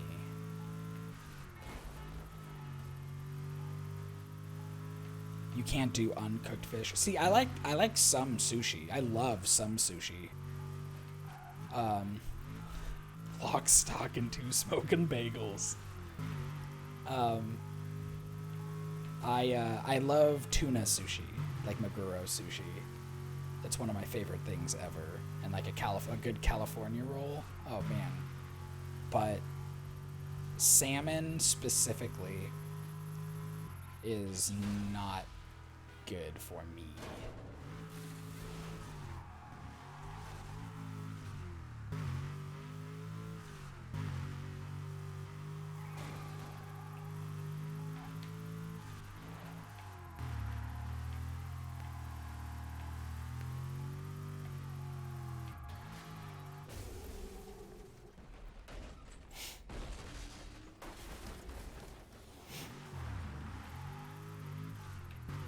I'm not looking forward to this burning room. This car doesn't handle very well.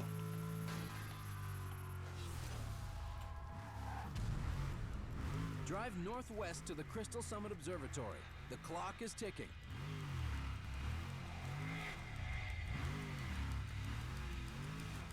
At least I'm in the mountains, though. I like this area of the map. It's very pretty.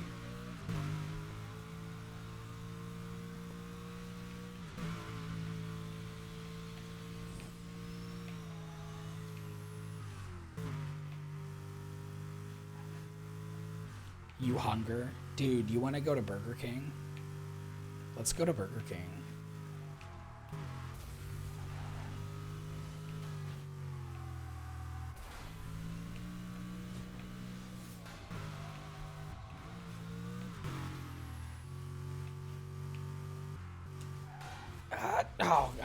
I couldn't do anything about that.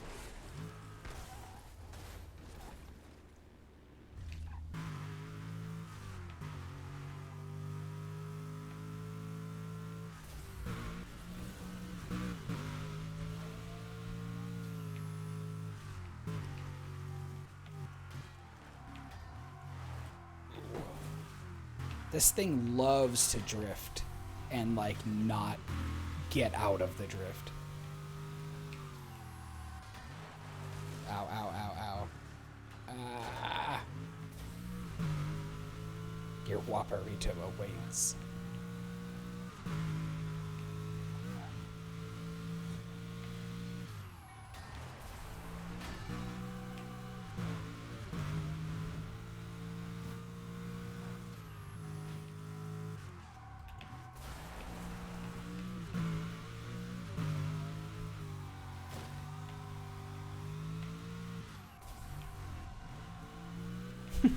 You.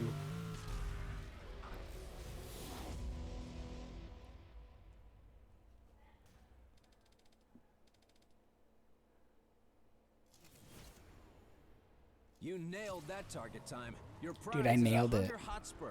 Next time you go to the junkyard, it'll be waiting for you.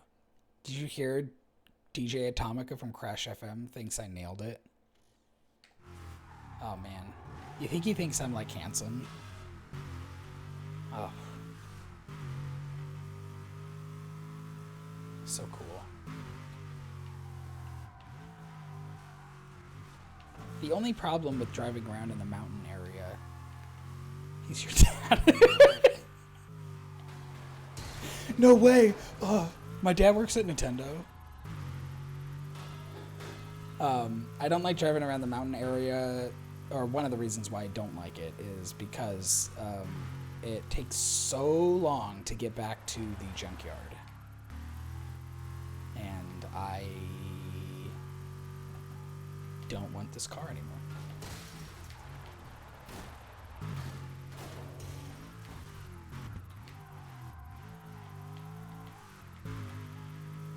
Way to go, sport.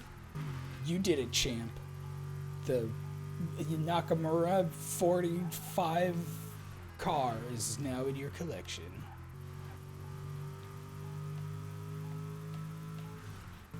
Ow.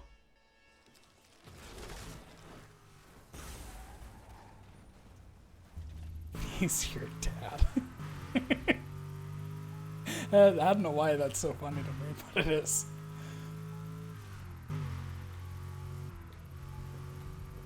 Oh boy. I got him. Oh, I got Max. They're in the game. Wow.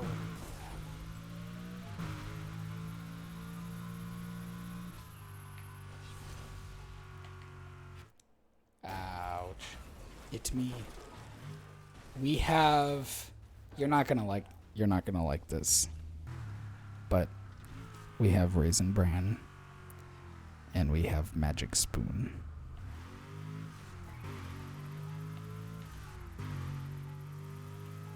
So,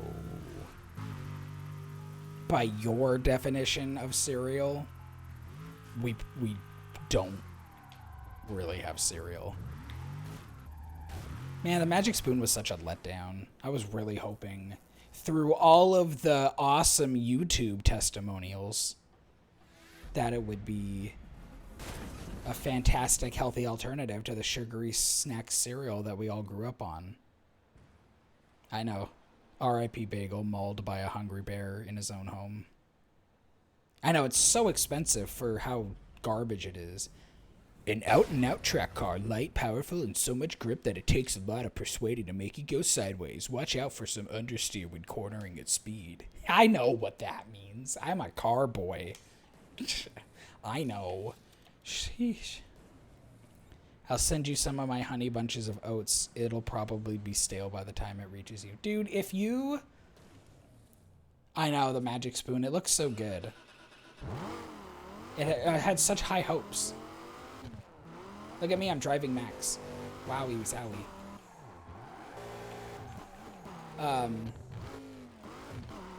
If you properly seal the bag inside your cereal box and, like, you know, take all the air out. You don't have to suck the air out of it, but if you just, like, pinch it closed or whatever, do the little shimmy shammy against your chest to get most of the air out, and then you fold the top of the bag closed, and then you clip it closed, it's not going to go stale. I mean, it eventually will, but it's not going to go stale as fast as people think that cereal and chips and stuff go stale. Drive southeast to the Wildcat Chocolate Lucky Charms. The clock is ticking.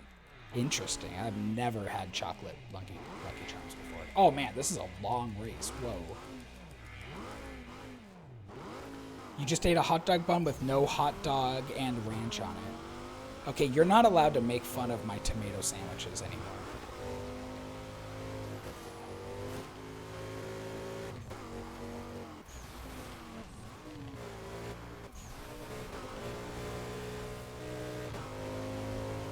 This is a very fast car. This is scary fast. I'm starting to get the cars that are like faster than my brain can kind of process, and that's a problem.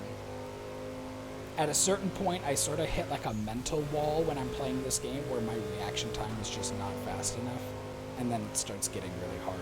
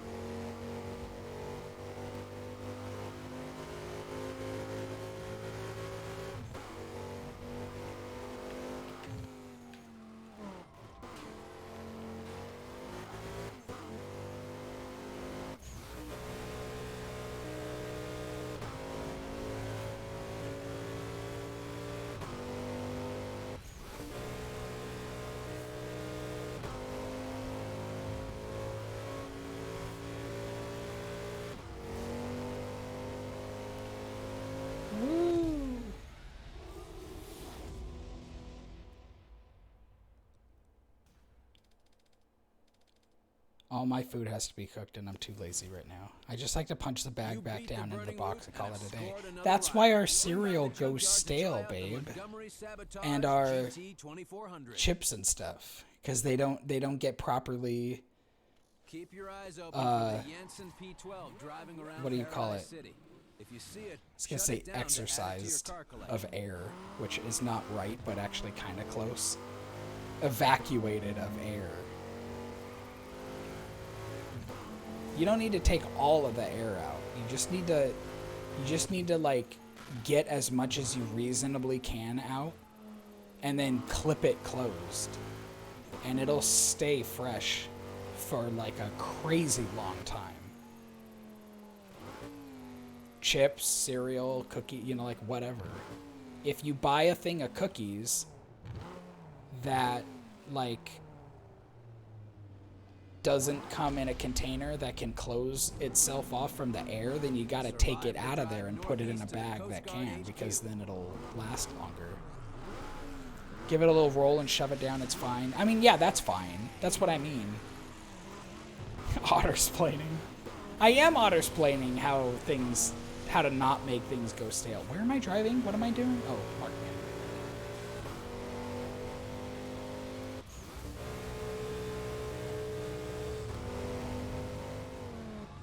I think it's important info. You gotta make your food last, Dude, this car is unbelievable. Wow! Justin, reports of a hunk of junk resting on the street. Looks like someone thought they could outrun the bad guys. I died. No, I know you do. I'm just goofing, Freckles. I know you do. The tough fight back. I'm saying, like, I'm not saying that you need to, because, like, it's a problem. I'm just saying in general, everybody needs to know how to not let food go stale. From like a food waste perspective. They don't teach you that in school. They teach you that the mitochondria is the powerhouse of the cell. But they don't teach you that you can remove air from food bags and it'll last longer.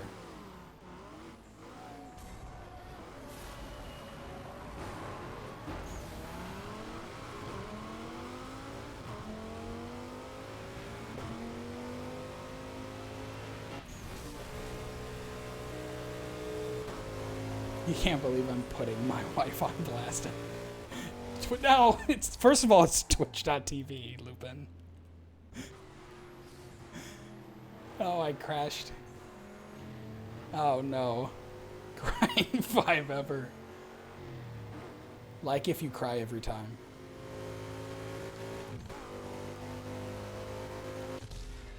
Twitch.pizza. Dude, I want some pizza right now.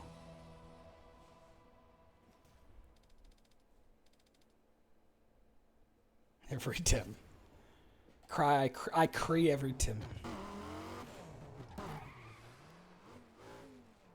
Race west to Lone Stallion Ranch. This is what I'm talking about. Lone Stallion Ranch. This is what I'm talking about. You accidentally let a moth in? What are we gonna do?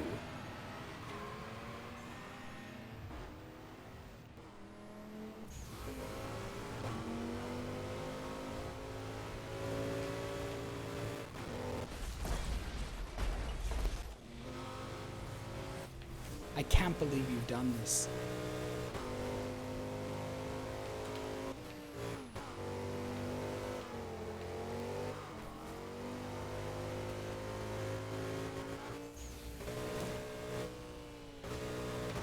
Whoops. I wonder if you put a cat near the mic if we would hear a live meow. There was a live meow at on one of my streams. Lupin can attest. I can't remember what it was I was playing. I think it was when I was playing Klonoa, but I accidentally trapped Boba in the office, and I didn't realize she was in here until after I had started. And then she wanted to get out, and so she started meowing.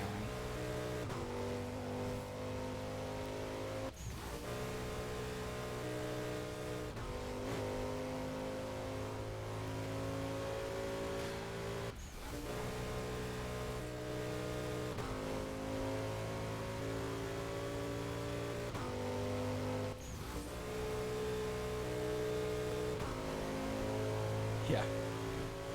Before it goes out, before Twitch gets rid of it, clip that.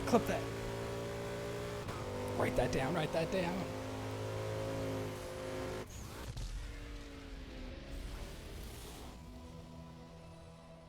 I was like, I brought her up on the desk, and I think I tried to get her to purr by the microphone, so there's probably some purring action too. Pretty sick. No big deal, whatever.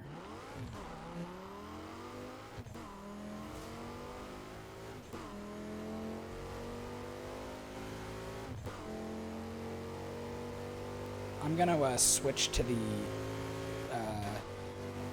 the special version of this car, actually, and I want to see how that one is.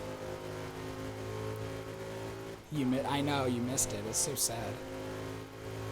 I had technical difficulties at the beginning of that stream, though, so it was like that was kind of a rough one to start. But I think only Freckles and Jimmy here were here early enough to see. Lupin came in after everything was. Ooh, the Sabotage GT2400. It squeezes every last drop out of the car's boost system. The speed drops off a bit more when you stop boosting, but why would you do that? That's like as fast as I can read. If that marquee were going any faster, man, it's too fast.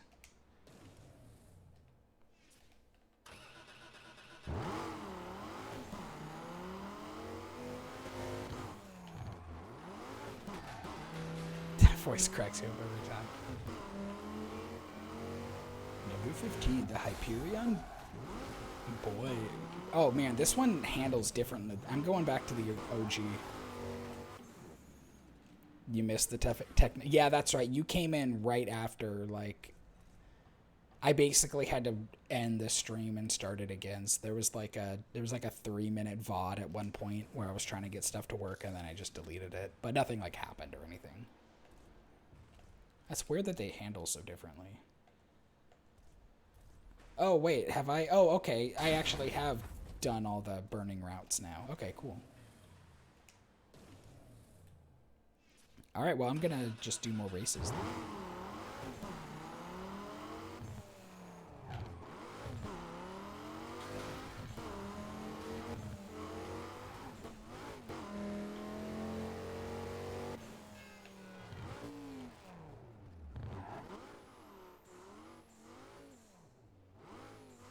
Race northwest to the Crystal Summit Observatory.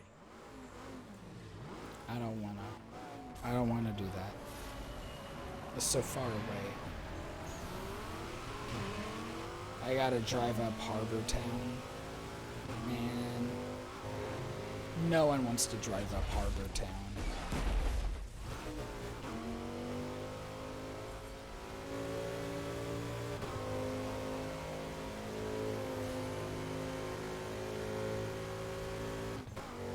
On YouTube, just very recently, Game Grumps did their fast food tier list. And boy, did I have some different opinions of where they ranked certain things. It was very upsetting in some parts. But in a fun way.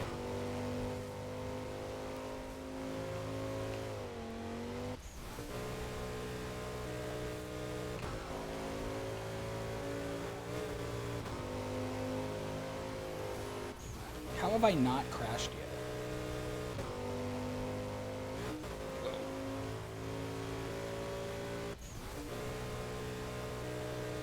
Oh man, I just passed another fake Annette billboard. Wow. Glad she's doing good.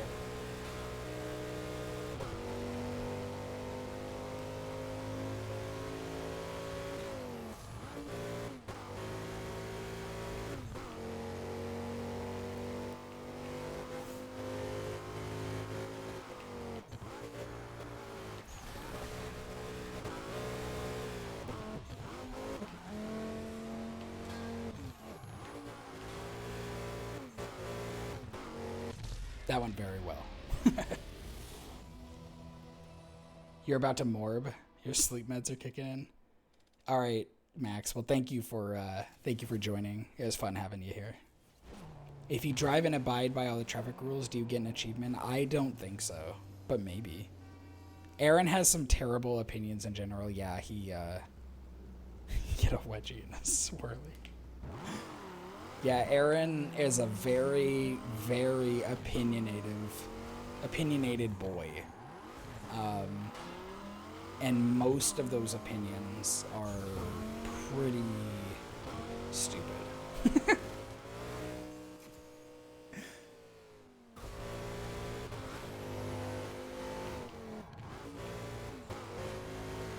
But I do appreciate his commitment to his official love-hate relationship with Sonic the Hedgehog. He never gave up on Sonic, not once.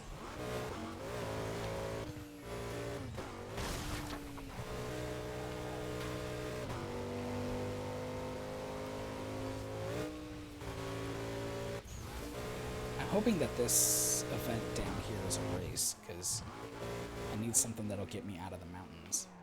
Yes! Race 1-on-1 north to the Crystal Summit Dang it! Observatory. That's just where I came from.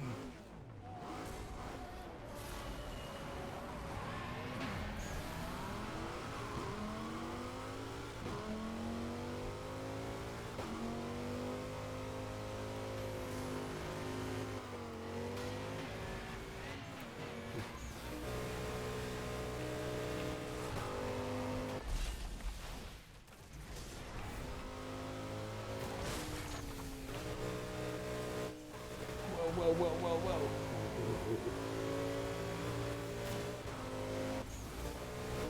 Whoa! Oh man, I went so fast that like I couldn't catch myself off of the side.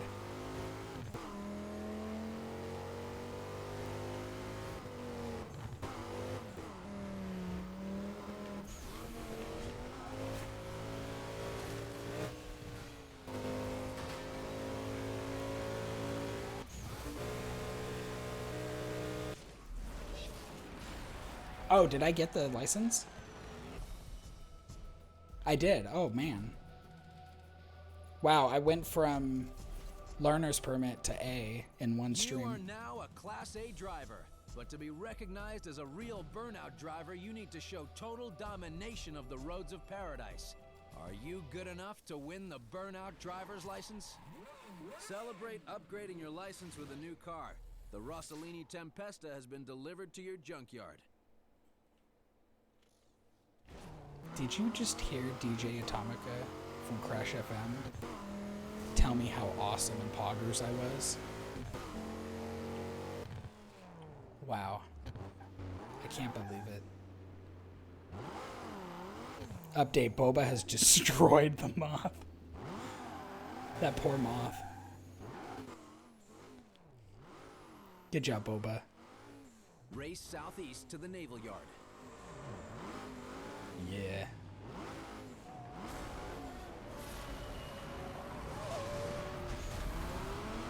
Wow, there's just a huge wreck in front of me right away. Dude, Boba rules. I'm just gonna say it. Hot take, Boba's sick. I want that car. I want that.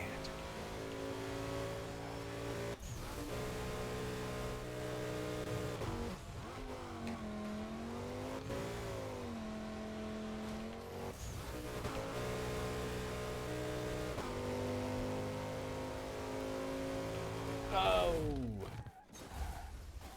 You held her up and she grabbed it? Dude, that's awesome. That's the first time Boba has ever understood any sort of assignment or anything like that ever. Usually she's just like, what? Where are the crunchies? Wow. How will this get me crunchies?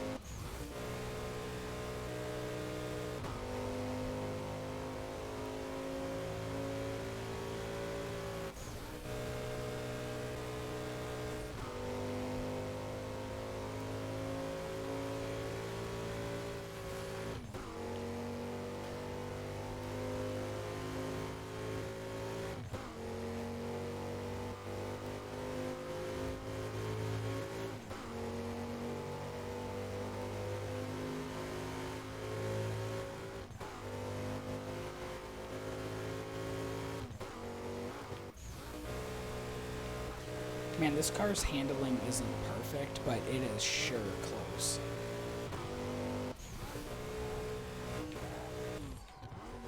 Wow. Oh man, let's go. Let's go.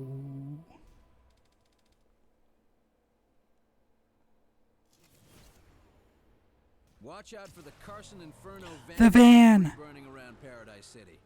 If you see it, shut it down to add it to your car collection. Oh, I was wondering when the van was gonna show up.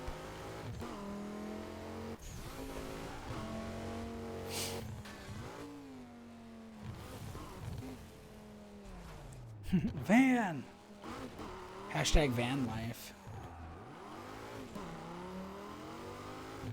The van is like the best thing for road rage events. Race 1-on-1 north to the country club.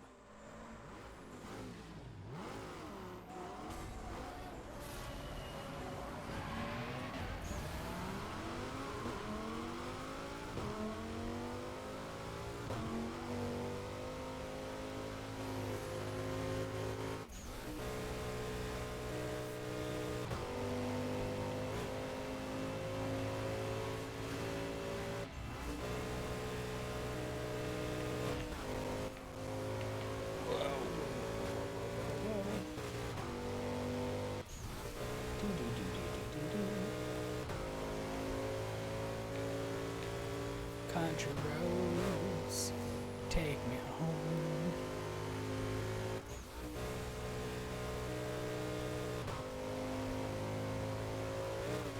That's what the song at the beginning of the game should have been instead of Paradise City.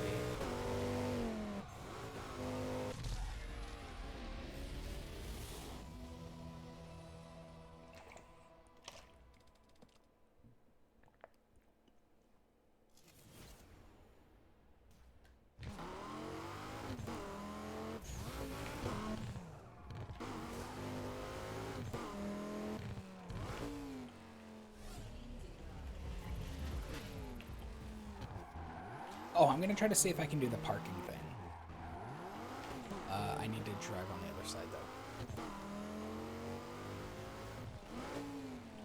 So these cars here parked on the side of the road.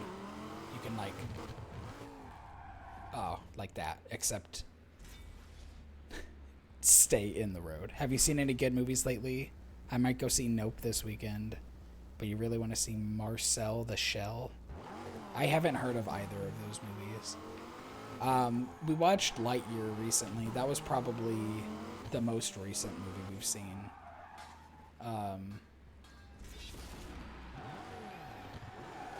But other than that, I don't know, Freckles. Have we? None that I can really remember.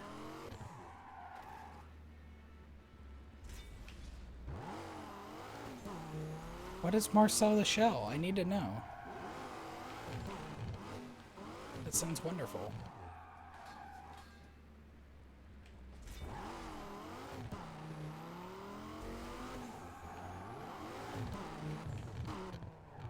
Dang it.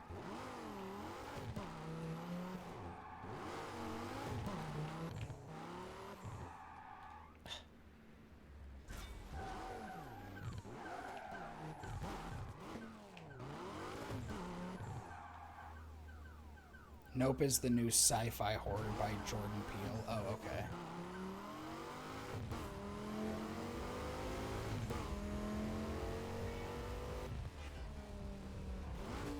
The last thing we saw in theaters was Sonic 2. Yep, that's right.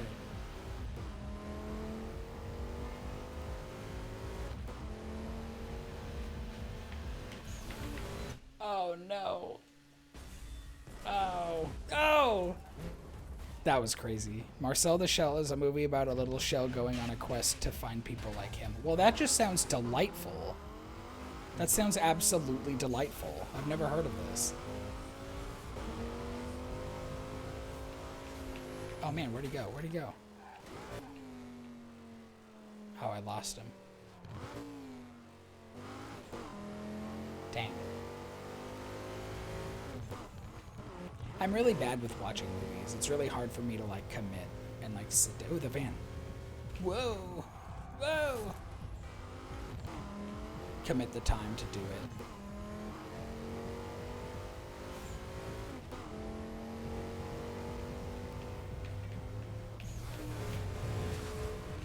Oh, man. Lame. Whoa, that was weird. This van is like tweaking out.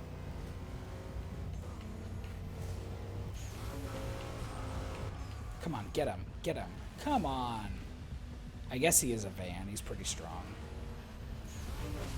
Oh. The Carson Inferno van is all right, I got the van. junkyard. And then the other car, yeah, just showed up right there. Whoops.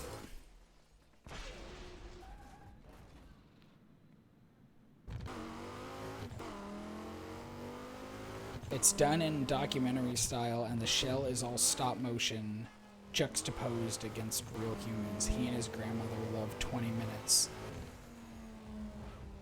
So he dreams of being on the show. Huh.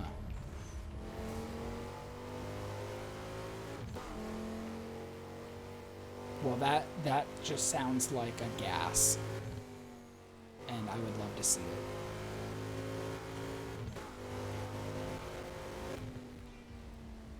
I watched a documentary a long time ago called Side by Side, and it's narrated by Keanu Reeves, and it's about the transition from film to video in cinema and the technology behind it and everything, and I found it really interesting, so I got it, and we're probably going to watch it at some point.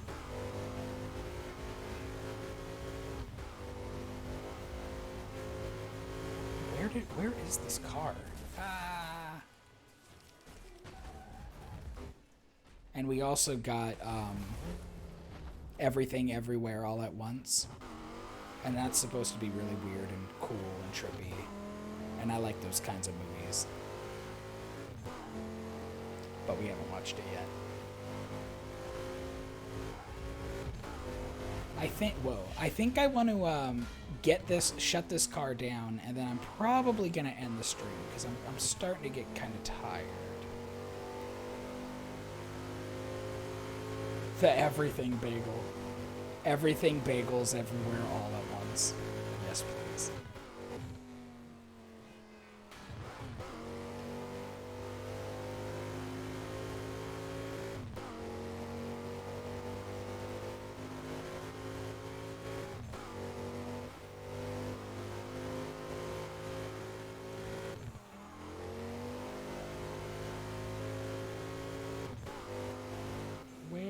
Is this car? I like going around the mountains to shut down the cars because there aren't too many roads that they can like deviate off of.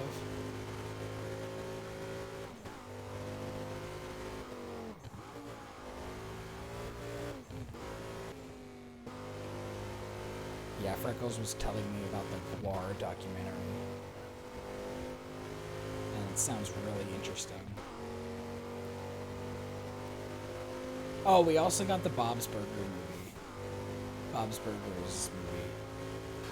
There's more than one burger. But we haven't watched it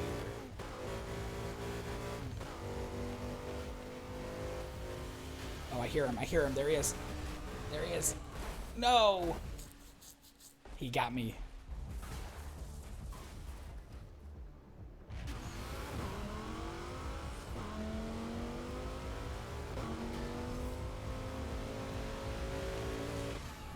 Got him. P12 has been delivered to your junkyard. Take that, Jansen P12. Alright. Man, this was a lot of fun. I really, really liked playing this. You like the Bob's Burger movie? Good. Yeah, we'll have to watch it. Man, this was so cool. Alright, well, I'm gonna have to go. I have to get ready for bed and stuff, getting kind of sleepy, and wind down for the night. But thank you everyone for joining. Thank you, M0. I can't wait to tour the country and eat a bunch of bad food. You wish the Bob's Burger movie had been a full musical. It only had like 3 songs. I'll take 3 songs. Yeah, thank you, Jimmy. Thank you, Lupin. Thank you, Ben.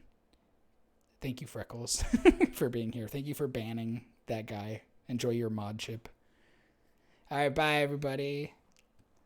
Good night.